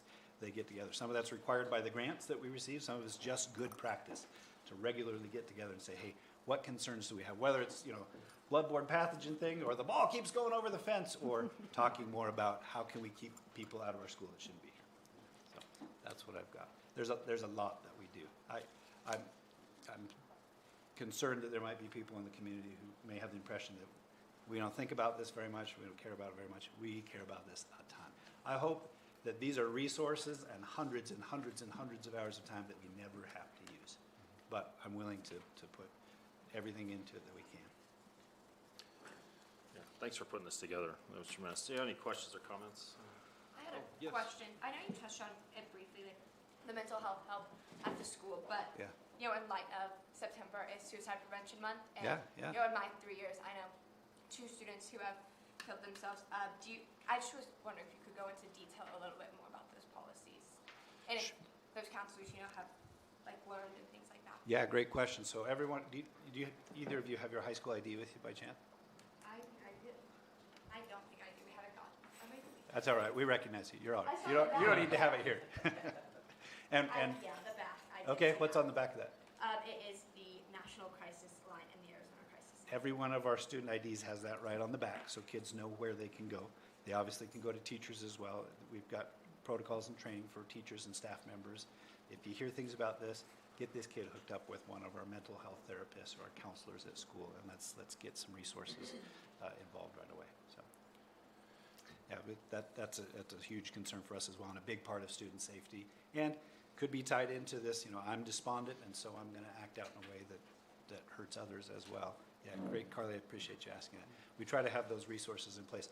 Do we try to take care of that all on the school level? We don't. That's a problem that's bigger than the school. We try to reach out to our community and get professional help, and then support that and the student and the family at school.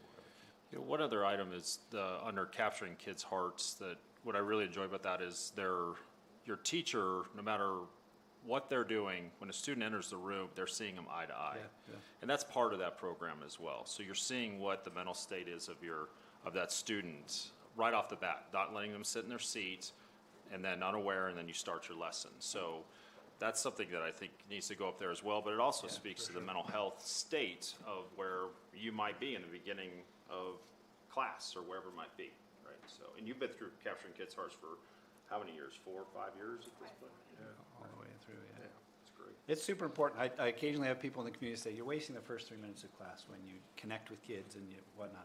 Get right to math. Well, man, it helps kids learn math better, and it keeps everybody safe. It's a very, very important investment of 4% of the time that we've got in class every day. Carly, just to add to what you asked about counselors and training, they're highly trained in what do they do when they get that information. So if they have a big concern, a small concern, they have protocols that they do follow, and how to follow up with students, how to follow up with parents, and how to follow up with teachers on how to support that child. So they all go through that from the very beginning. They know what they're doing. I've had really wonderful experiences with all the counselors. I appreciate that. That's good feedback. I was just curious. Does it mean we can avoid every tragic situation? No, you're exactly right. We've had students who've taken their own lives, and it's just awful. There's nothing more awful than that. But we do what we can to keep everybody safe and have supports for people. There's more to school than just math. Math's super important. It's darn important. but it's not the only thing that's important. One question I've got is, and you may not be able to answer this, but on the level, so having people that work in some of our neighboring districts that I know, there's been guidance during a fire alarm to stay in the room. Unless you see smoke, stay in the room. Is that guidance changing?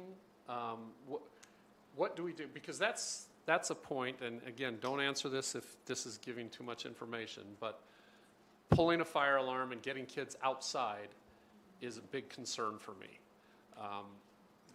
Can we talk about what our teachers are instructed to do in that situation, or is that too much to share at this point? That's a great question. We should probably talk about that in the executive session. Okay. We have the ability to do that. One of the 8 things that we can specifically have an executive session for. Okay. Just the board Okay. to ask is safety procedures at schools. Yeah. I've tried to share things that publicly, again, people couldn't, it would probably be more of a deterrent than anything else. Right? It's not Okay. going to provide an avenue. That's something that we should probably talk about offline. Okay. So to speak. Yeah. It's a good question. It's a good question. We do have guidance around that from both the Okay. fire department and police department. All right. Let's move on. Okay. Sorry, lots of long presentations, but important ones, I think. Very important. Thanks for your patience. Thank you. All right, items 7A, summary of current events. Mr. Fay. Oh my gosh. Okay, I'll go through this super fast. Not again. Oh, I'm just going to click. I'm going to click. There we go. Okay. Whoops. I think I'm going to click. There we go. You don't need to know this. I go around schools all the time. A nice teacher took a picture of me.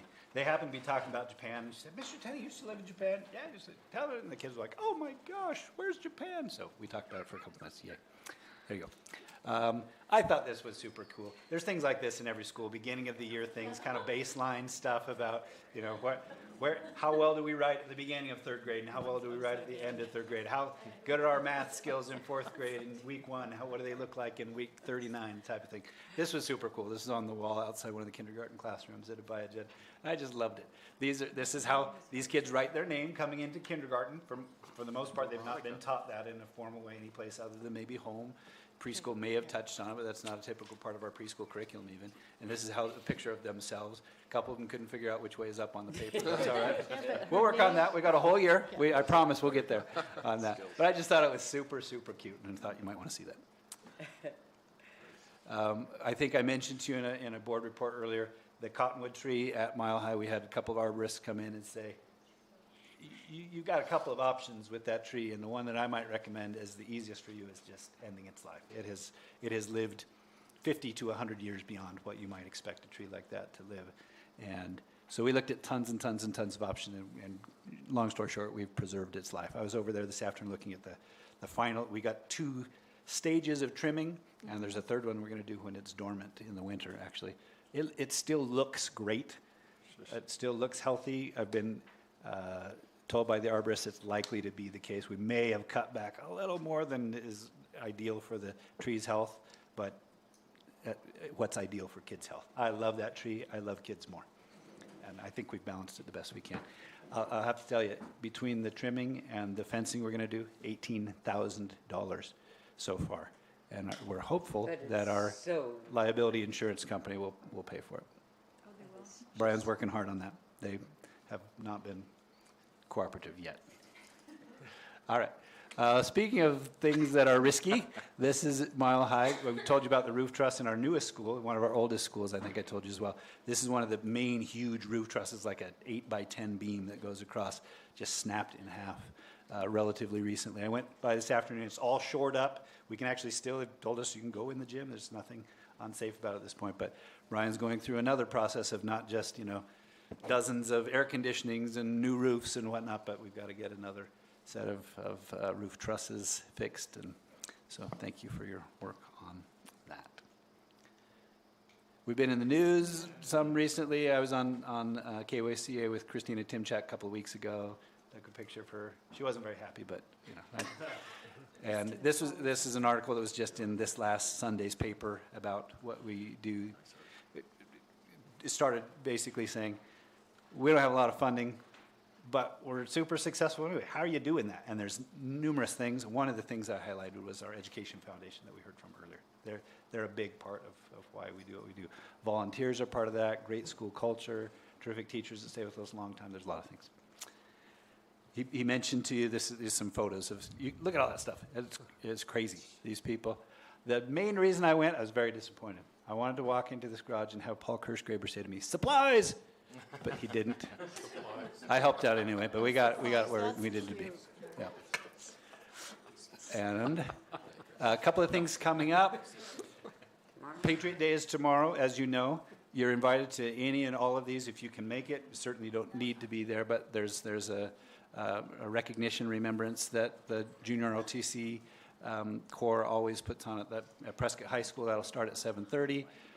From there, I'm going to run over to Mile High really quickly. They're having their choir sing the Star Spangled Banner and having their SRO, and one other police officer raise the flag, and they'll do some quick remembrance of 9/11. Then over to Taylor Hicks, some similar things with first responders, firefighters, and a good program that they do there that's age appropriate. And then for many years, and Jane, I think you got this. You initiated this, if I'm remembering correctly, Carol yes? and I did. You and Carol? Okay, yeah, Carol Yetman and Jane Robertson, two of our longtime teachers at Abaya Jed, started several years ago a luncheon to honor first responders. Everybody from policemen to, sorry? Starts at 11. Okay, this is the information I was given. Great, good. So it's on our district calendar from 10:15, probably preparations and whatnot, but folks are going to start coming at 11. I was like, that's a little early. Maybe they've got a little program I don't know about, but thank you. That's good. All right. Lincoln and Granite Mountain are going to be doing things like all of our schools in classes throughout the day. They'll be talking about this as part of their curriculum, particularly as they talk about social studies, et cetera, but don't have specific events that the public is invited to, or parents, et cetera. Okay. And then last thing, just a personal indulgence. I think I told you this last weekend, 2 weekends ago, my daughter got married. And there's a picture of us up in Utah. And yes, her husband is that tall. So he's probably 6'6", I think. She's pretty tall. She's about 5'10", and she's wearing big heels and stuff as well. But he's a big dude. Nice young man, and we're really pleased. That's it. That's awesome. Yeah, please. So we had our first professional development day of the year on Friday, August 30th. We had really amazing trainers come up from the Vail School District to talk to all of our K-12 teachers about enrich and reteach and how to structure that and how to really work towards mastery and proficiency on state standards through that enrich and reteach process. So we spent the morning from about 8 to noon doing that, and then in the afternoon, teams had time to get together and really process through what they learned in the morning and start to develop action plans. And what was really exciting is, I don't even think Mr. Tenney realized it, but he was bragging about what he was seeing in some schools today, and I was like, that was it. That's what we were doing. So teachers are already implementing the things that they were learning and planning for on that day, and we've got some really great traction as far as how we're going. And then Mr. Binder also worked with some of our classified staff and with our admin assistants. Do you want to tell them how that went? Sure. Yeah, we've got a lot of feedback over the last couple of years that our classified staff are really itching for some more professional development. So we got all the paraprofessionals together at Mile High Middle School and covered a variety of topics, gave them a chance to get to know each other a little bit more from different sites, share some insights with each other so they can kind of learn what works and what they've learned over the year. So that was with our paraprofessionals, and then we also met with the admin assistants, and same thing, got them together. They do a lot of different things, and they communicate with each other often through email, but don't often sit down and really support each other in that kind of way. So got a lot of feedback that was real helpful, and they're asking for to kind of get together more often. And so we're going to be, especially with the paraprofessionals, looking to get with them several more times throughout the year. So kind of learn from each other. Nice. Great. Thank you. All right.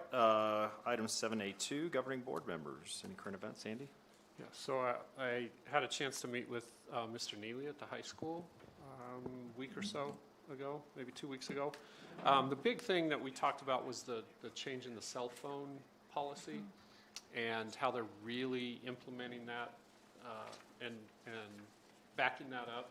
And it seems to be off to a rough start. You know, right. Students don't want to give up their cell phones, but as I've been up there the last 2 weeks, just in the hallways and in the classrooms, you don't see kids on their phones.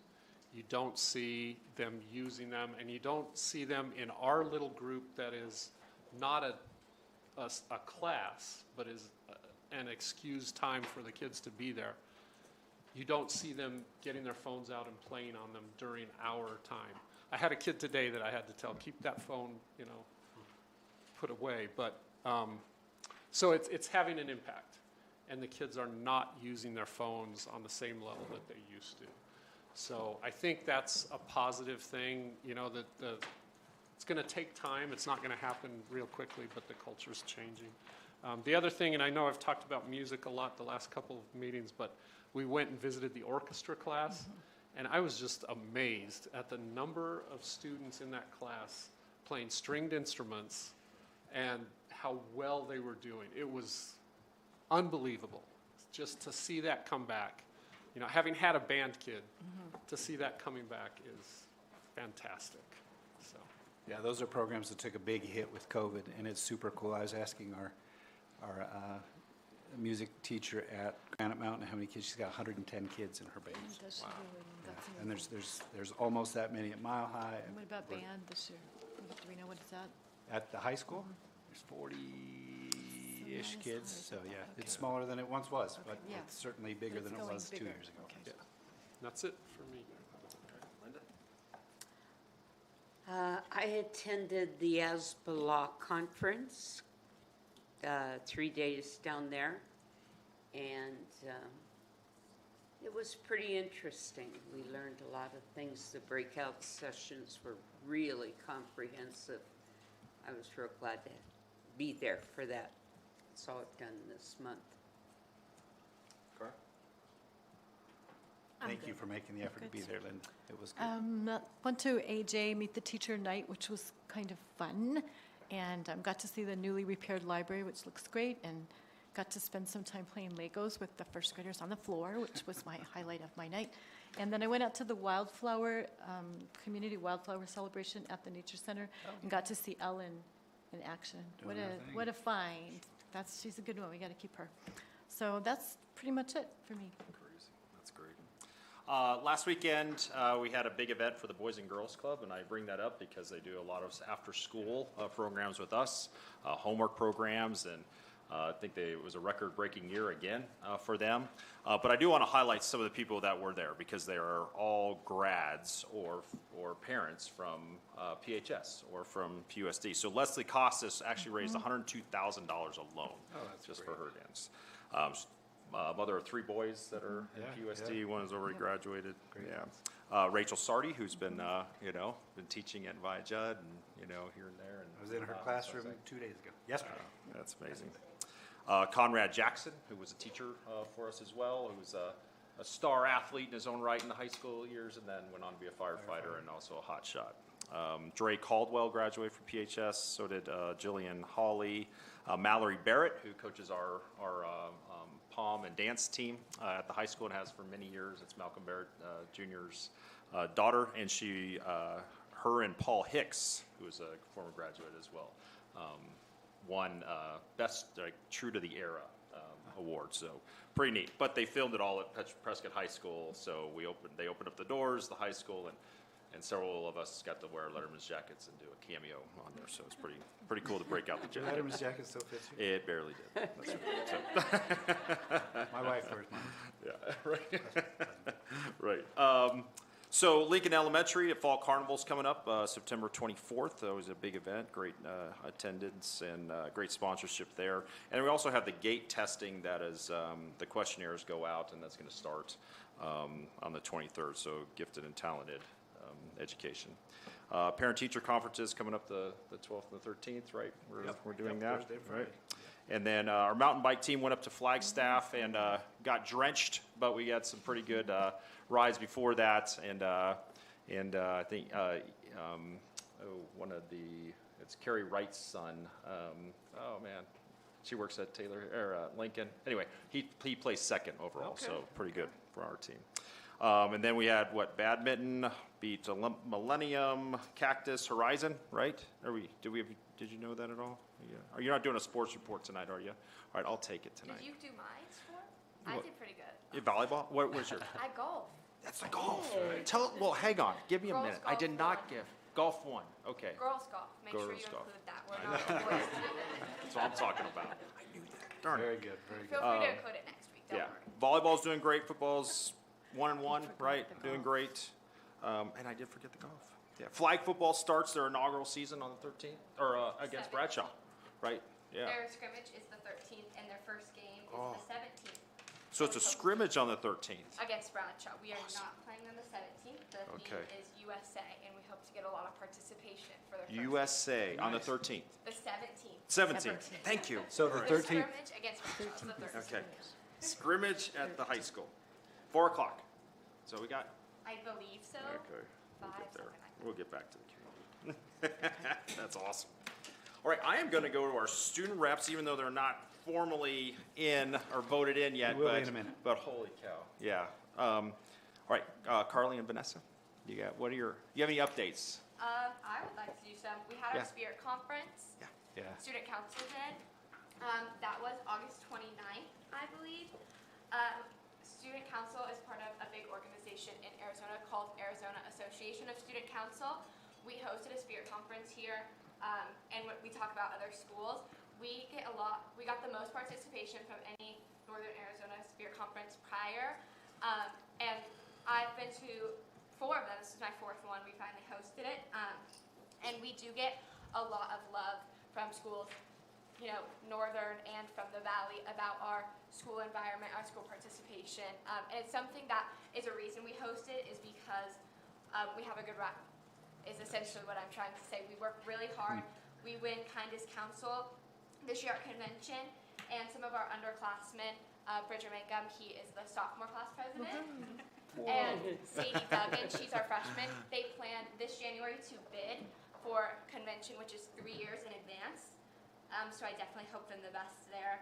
But it's just a really good opportunity for our students to interact and make connections throughout those Northern Arizona schools. So we had schools drive up from Holbrook, random places with very small schools. It's just a really great opportunity. The 28th is a food forest is opening up. I would encourage a lot of you to go if you're interested.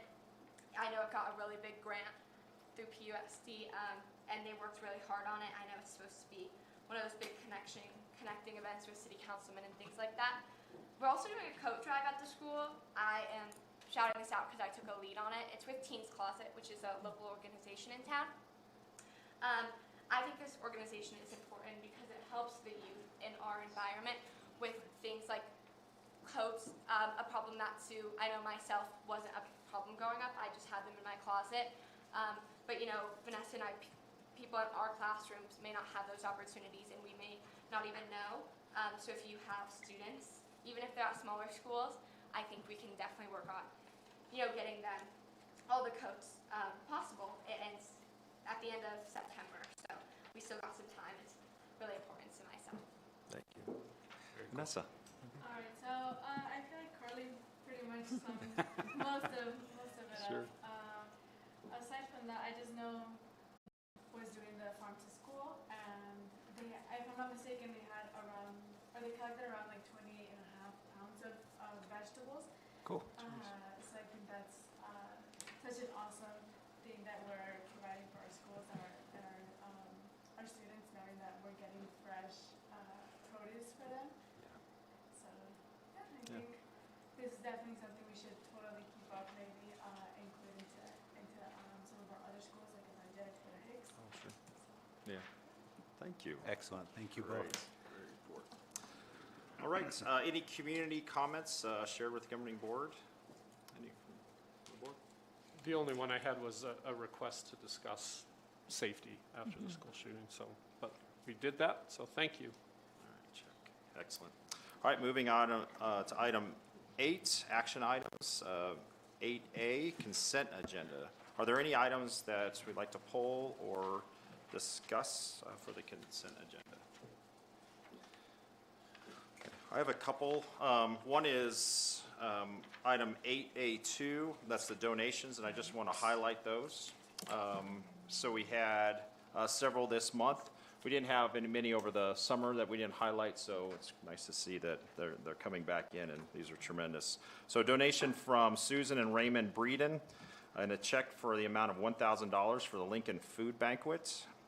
Susan and Raymond Breeden, again, check in the amount of $2,500 for Lincoln administration. Then Ohio Pile Prints Incorporated, donation, a check of amount of $174.31 for PHS athletics.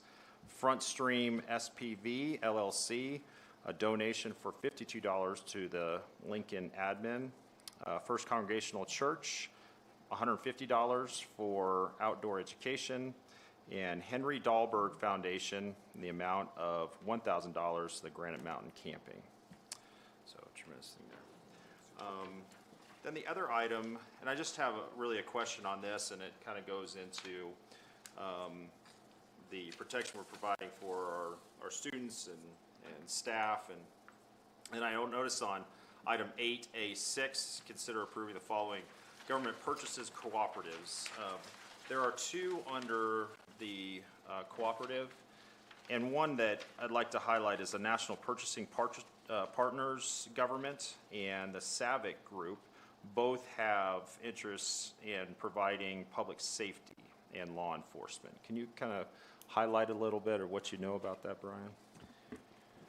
You know, when it comes to the cooperatives, what Kathy Moody, our purchasing director, does is she looks at the types of things that we are typically purchasing, and then she looks at the cooperatives out there, because the more cooperatives we have, the more buying power that we also have. Some companies actually belong to different cooperatives, and she'll have them, the same items, the same company, bid out both the cooperatives, and one will be lower, sometimes significantly. And then another type of item, the exact same two cooperatives, this will be will be lower. And so when it comes to the cooperatives that you're mentioning, I'm not really familiar with exactly the companies that belong within the cooperative, but they were ones that sell types of things, whether it's hand radios or things in that safety. Safety. That she feels that it's beneficial. She's asking the governing board to add the cooperatives that are on the list to give us more buying power. That's great. Yeah, and it serves the gamut, and I know the cooperatives are tremendous to go into for that buying power, but I just want to highlight just how different they can be. It's not just about supplies or construction or whatever it might be, or IT. There are so many cooperatives that are generating these now, so pretty amazing. Thanks, Brian. Yeah, you're welcome, and you are correct. A lot of times they'll have specifically an area in which that they solicit businesses to join, whether it's nursing or or health related, or furniture or things like that. So anyway, she was recommending that these three be voted to get us better deals when she does her stuff. Awesome. Okay. All right. I will take a motion to consider. Where are we at? Consent agenda. Consider approving the consent agenda as presented. I'll take a motion. So moved. Do I have a second? I'll second it. Motion is seconded. All in favor, say aye. Aye. Any opposed? All right, consent agenda passes. We will move on to the study and voting session, item 8B. First of all, do we have any call to the public? Thank you. Item 8B1, consider approving Carly Molster and Vanessa Ibarra to serve as student representatives on the PUSD governing board for 2024 and 2025 school year. I'd like to say a few words, if I can, first. This was a process in which we had several students apply for, and it was not an easy selection, I will tell you that much. We had tremendous students that came in, and I'll tell you, academically, they're all stellar. Extracurricular activities, they do it all. They've all been they're all invested in PUSD. Vanessa specifically, she was at Miller Valley, then went to Abaya Judd, and then went to Sacred Heart, Andy, like you and I, and then came back to PHS. And she has, you heard her, she's going in the nursing program. Do you have an older brother or another? You are the oldest. No, I have an older brother and two younger brothers. And what interests you, so four in the family, and one has already graduated from PHS. She has a special needs brother as well. So, her amount of insight and what she sees at the home is pretty tremendous, and so she really lit up the room when we did the interview, and so it was, we're glad to have her. And then Carly never sleeps, let's just say that, okay? So she is involved in student council, she's playing golf, she works at Capitol Canyon, started up a coding drive, codes drive. I mean, there's not much that she doesn't do. Very articulate, grades are stellar, so glad that she applied as well, and I'll leave the floor open to you if there's anything else that either of you else would like to provide that we'd like to know. I think I can speak for both Vanessa and I that we're just grateful for this opportunity and excited for the school year. Great, yeah. We're looking forward to hearing your insights on a range of things throughout the year, both things that you might have prepared, great, and then a lot of things will just be off the cuff. Hey, we're talking about whatever. What are your thoughts about that? It really, I think, provides the board a lot of great insights to help them make good decisions for our district to hear from students, especially those as accomplished as yourselves. I love how you highlighted kind of their variety of different programs that they're in. I don't think we've had a student involved in career and technical education before, Vanessa, and we've certainly had student council. Carly, tell us your role in student council right now. I'm senior class president. She's our senior class president on the women's golf team, and just involved in so many different things. Both of these young ladies have been in PUSD for years and have been just stellar since they've been little kids, and now look at them, they're right on the cusp of going off to do great things, and we're looking forward to hearing and benefiting from their insights this year. Carly, you started where? In Abijah. Abijah, that's right. Yeah, awesome. They were both there when Mrs. Robertson and I were there. either one of them. That's awesome. All right, so I'll take a motion to approve Carly and Vanessa to serve as a student reps for the PUSD Governing Board for 2024. So moved. Motion second? Second. Motion seconded. All in favor, say aye. Aye. None opposed. All right. That was good. Yeah. Item 8B2, consider adopting the proposed changes to the governing board policy IJNDB, use of technology resources in instruction. Andy. All right, so I think you know the process by now, but this is a second read for this policy that really addresses a variety of issues related to technology use in the classroom, but the specific changes that are in this proposal relate to artificial intelligence and essentially saying that we as a district need to make sure that we have some procedures in place where we're monitoring what's out there and how it's changing and making sure that there's systems at each school so our students are using it appropriately and at appropriate times. So any questions? Hopefully everybody had a chance to look that one over. Question. Yeah. Have you started to develop the relevant lessons on correct and responsible use of AI? And which classes are we looking at incorporating those into? So I think this is an ongoing kind of process because it is changing so much. I know specifically at the high school, they're looking at making sure it's included in the freshman academy. But Carly, did you have that? I had a presentation on it today, so it just seems really relevant.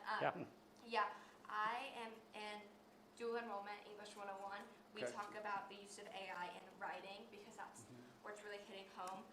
As of right now, I have a 4-page essay due in about a week, and 15% of it can be written by AI.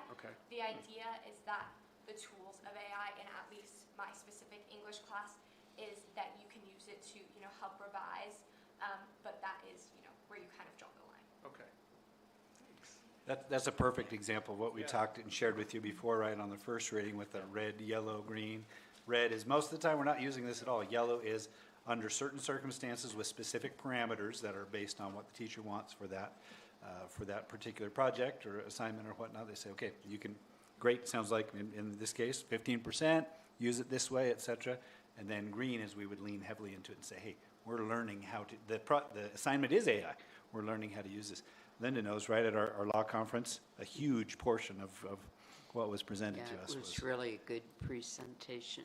yeah, there was a great panel of high school students from, I think it was Corona del Sol, that reminded me of our governing board. Represents a lot of ways, super, super sharp, super involved, a lot of great things to share, so. Any other questions? All right. I will, I'll take a motion to consider adopting the proposed changes in the governing board policy IJNDB, use of technology, resources, and instruction. I'll make that motion. It's been moved. Do I have a second? I'll second. Moved and seconded. All in favor, say aye. Aye. Any opposed? Item 8B3, consider adopting the proposed changes in ASBA Policy Advisory 792 to 797 and 799 to 800 as presented. Andy? All right. So again, a variety of policy proposed changes here, but as I presented last month, many of these are very kind of just terminology based, based on updated legislation. I noted last time, but I'll just note again, the reason that 798 is not included is because we have our own open enrollment policies that don't match this, so we're not adopting anything different there. There were, let's see, there were a couple, like I said, that were mainly related to just what the specific policies were relating to, for example, graduation requirements, which adjusted what the policy was. We were already following that and already had those things in place, so it really isn't a change on a practical sense, but it is a change to policy. So, any questions on any of those particular policy proposals? Oh, I just have one. Yeah. Do we really have a CPR class? Okay. We don't have a That's cool. CPR class, but we have required CPR training for seniors. And I think this is changing this, yes?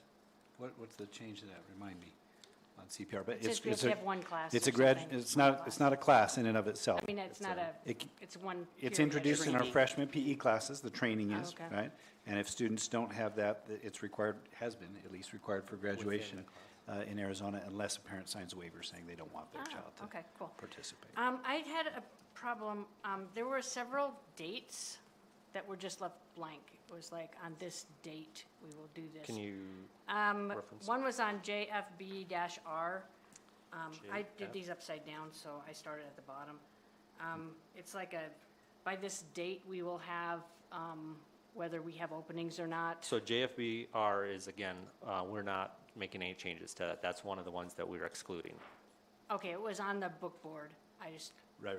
So they're all here in a PDF, Okay. and we can't take that out, but Andy's made clear that Okay. that's the So one that we're not looking at. JFB also had some Same dates. thing. Yep. Same thing. Same thing. And then JFABC. JFABC, that one is, so what was you were They saying? had a little yellow highlighted area that said, this is where you insert your district policy or something. Oh, yeah. And I didn't know if we had inserted something or if we had just, I would assume we would have taken the yellow part out. If we Your had, private, your own district. I don't know, it was on So- the book board. So that's where you would include specific Prescott Unified. This, again, is a PDF that is shared So with if us, we're- but we would include, If we're approving it today, why isn't our Prescott Our- Unified in there? That's what I'm asking. So am I remembering correctly, Andy, we've already got these policies. Those dates and whatnot should already be there. And right, unless it's an And the other line, underlined yeah. section. The underlined we're sections are only the part that changing you are looking at potentially changing. So the yellow doesn't mean anything. The yellow, I think, if I'm following correctly, that's So, something like, that's already in our policy. You're not being asked to Right, vote on it. nothing to change on that. That would be what's included on ours already. I Do you have thought a this question, was though? ours. Ours, include, ours is this policy, but we have in those highlighted sections the specifics for, again, Prescott Unified. For our district. But they wouldn't include that on the master copy. So what you're looking at in board book, Cara, same as every time we have one of these, is a policy advisory that's sent to us by ASBA that sends out to 200-plus districts in Arizona saying, you've got a policy in each one of you probably have a policy already, you 200 districts. We're recommending you make certain changes. Most of the language, we're recommending you keep Okay. as is, I would including just the like, blanks. like in the future, maybe we could be looking at our policies instead of So these. all of these, like I said, I don't understand. so these are our policies, with the exception of that JFB. So there's really not a reason to rewrite them, because again, ours are the same copyrighted versions, with the exception of those couple spots that we put our specific name. It might change from district to district. We've got something for that already in our policy. We can look that up really quick. Let me do that, in fact. Okay, What so is the it, yellow JFB? is just saying that this is the Prescott Unified District, not saying we need to actually insert something there. Right. I think I There's understand something what you're already saying. inserted in our current policy, and you're not And I'm making a just not change. You're not seeing being asked it. to make a change to that. You're not seeing it because this is the template for the whole state. Right. That's a good word. So could we see our policies? I Anytime thought you when want. we It's when publicly we available 24 hours a day. when Which we- is the policy we're looking at? JAE? JFABC. I'll pull it up. ABC. JFABC. So why, I'm just asking, why don't we put in the book board, I guess, Like a separate Ours? copy? like, yeah, Of do ours? I don't know. I'm very confused why this isn't ours, but okay, I will go with that. And then on GCF, it says the number of days for the contract, is that filled in ours? So is that the number of days that Let me see. I think As it you was can see, an there's offer plenty here. for a position before it was no good anymore, it was left blank. Is that filled in ours? In our current policy, it is. So- Yes. So when I look at these, I have to pull up both? You'd want to, if you're looking at the template and you want to see the specific language from our policy, you can cross-reference it against our policy, which again is available. So which part of Within JCF seconds, or 24 GCF hours. were you Yeah, referring I to? know where it is, I just didn't think, I thought that this was ours, this is just a template. Yeah, that's the template that every district's board is looking at as they determine whether or not they want to make the recommended changes Okay, to their current policy. okay, so I understand now what I have to do in order to vote on these. Is look And at if ours. you're concerned or confused, you Theirs. can make a motion to table, and we can let you look at that. Again, we've had a full month, so Yeah, it would no, be I'm- extraordinary to do I'm- that, but if it's necessary, we'll do it. I'm good, as long as I'm, On the GCF, which part were you confused or That's what I'm unclear looking on? at too. the Do you have a GCF, page number? No, it goes, actually, that's This what I'm one? asking. It's the one Jen. you're, So GCF was 57 is not referring correct. to a policy that says we need to have specific language when we hire somebody.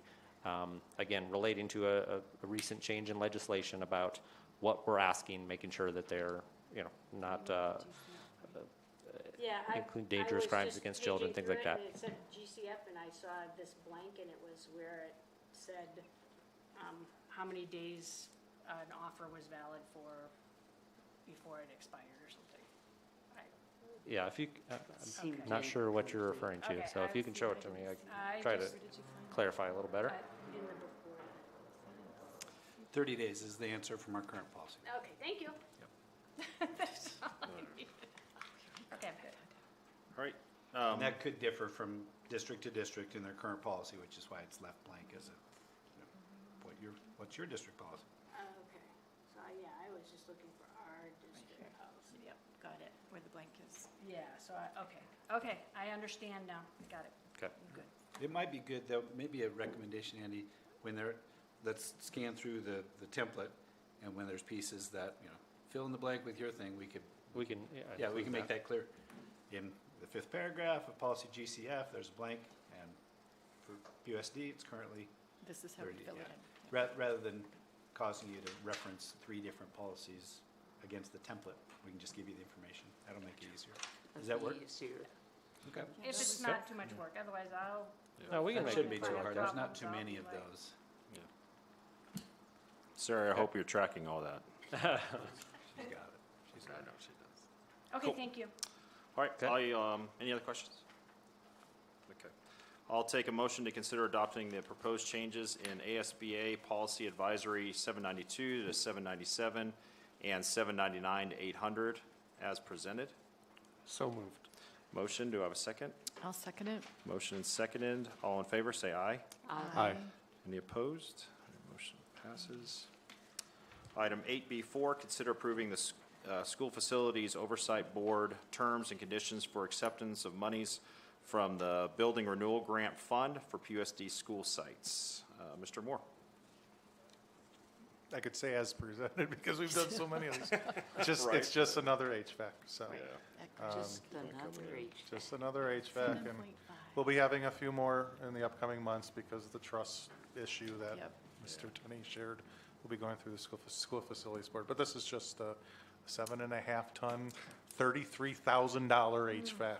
What building is that Thank going on? you. Any idea? What's Do you that? remember? You know what building that one's going on? Is it a classroom or? It's a granite, it's a 2-classroom. Two classroom? Yeah.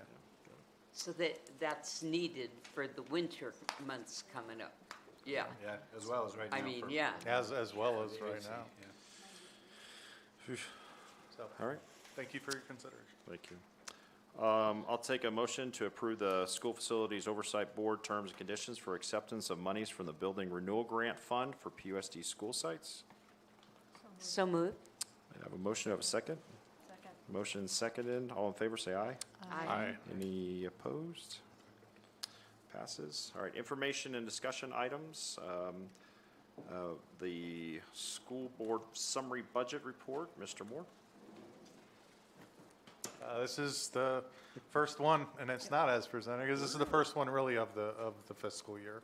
Okay. And so just know that the column that says encumbrance, if someone is hired, that encumbrance shows all their salaries and benefits for the whole year. And that's the reason why our M&O, it shows, like $20-some million encumbered. But other than that, as presented, unless you have questions. Questions? All right, thanks. Item 8C2, review the proposed changes in the ASBA Policy Advisory 788, 791. This is a first read. Andy? Yeah, so this one, again, this is a first read, so there's a lot here, but I can kind of summarize what the changes are. The biggest changes are, this is related to sexual harassment. The terminology right now in legislation is sexual discrimination, so they went through and they kind of changed all the terms from sexual harassment to sexual discrimination. The other kind of piece of it, one change was that they, in a way, they lowered the threshold for what kind of qualifies as sexual discrimination. In the past, there was certain actions had to be severe and pervasive, and they basically changed that severe or pervasive. So as we're kind of looking and investigating a situation, either one of those could qualify as the definition of sexual discrimination. There's also some changes that are really just kind of procedural. So when someone is investigating at the school level, an allegation of something, kind of what steps we have to go through. There's quite a few that are outlined in this policy that aren't changing, but there's, like I said, certain pieces of it that just, one example is in the past there were 3 separate required individuals. There had to be a coordinator, a investigator, and a decision maker. And one of the procedural changes is they said, well, you can have the investigator, the coordinator and the investigator be the same person, and a separate person be the decision maker, for example. So yes, so a few changes like that, but those were really the biggest kind of changes. Obviously, That then impacts the, what is it, GBK, which is about staff grievances, and JII, which is about student grievances. So it's kind of saying if a staff or student is going through one of these processes and disagrees with what the outcomes are, this is how they would go about doing that. But so a lot in here, but for the most part, like I said, it's really just kind of comes down to those key ideas there.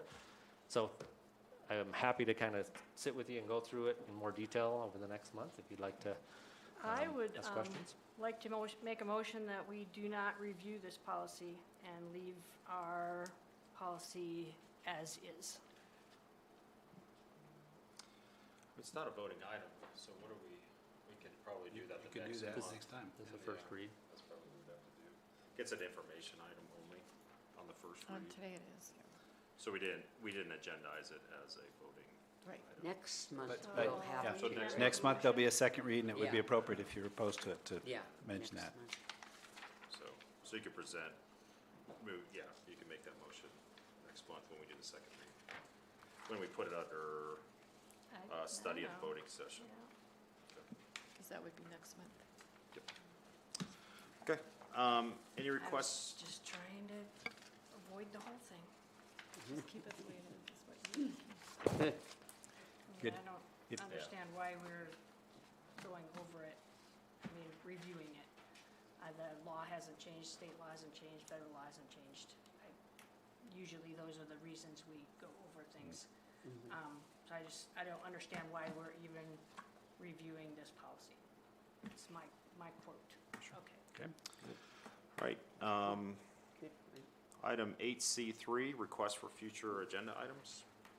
All right, hearing none. Nothing this month, no. All right, item Carl, 8. would, just really quickly on that, I apologize. Would you like us to get with our attorney? And my understanding is that it's on the advice of attorneys that ASBA has recommended this to every district in Arizona to make these wording changes. One of the things, it makes a ton of sense, quite frankly. Our policy currently requires us to have 3 staff members involved in any investigation of sexual harassment or discrimination.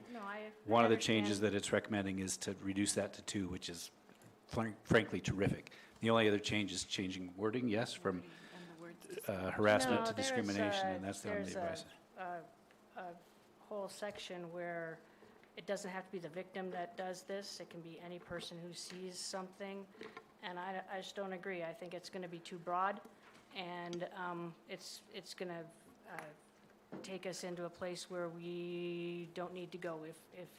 If it's not a victim coming forward, and it's just someone who has allegedly seen something, this says that they can come forward and start the whole process, and I think it'll make more of a effort. So I'm okay with changing 3 people to 2 people. That's totally fine, but there's a lot of things in this that I think are going to not be appropriate for this Okay, role. good. That's good input. Would you like me to get with our attorney on, Yes, on, I would. in his opinion, why these recommendations are here? I don't have a lot of personal firsthand knowledge. I do know this. I actually did, all of our staff members, all 400 and something of them, have to do anti-sexual harassment training every day. I completed mine this afternoon. And Every year. Every year, yeah. Every day. Feels like every day, pardon me. Every year, that's right, not every day. Do it Anyhow. business too. I mean, it's not. Yeah, completed mine today. It was very clear, and has been for years and years and years, that under federal laws, anyone can report sexual harassment. So whether it says that in our policy or not is immaterial. So that, if that's a concern of you, if that's your only concern, there's nothing we can do about that. It's in law. But if you have other questions, we can certainly find out, right? We can get with Dave Paola and say, hey, give us some advice here. Would you like us to have a little presentation around that for next time? Yeah. That's great. That'd be great. Thank Is this a discussion now, or? No, it's really not, yeah. But Are you kidding? it is a It is because we future put it on the agenda items. Put it on So the I'm just Okay. clarifying. So I have a problem with that premise, in that we're talking about protecting children here.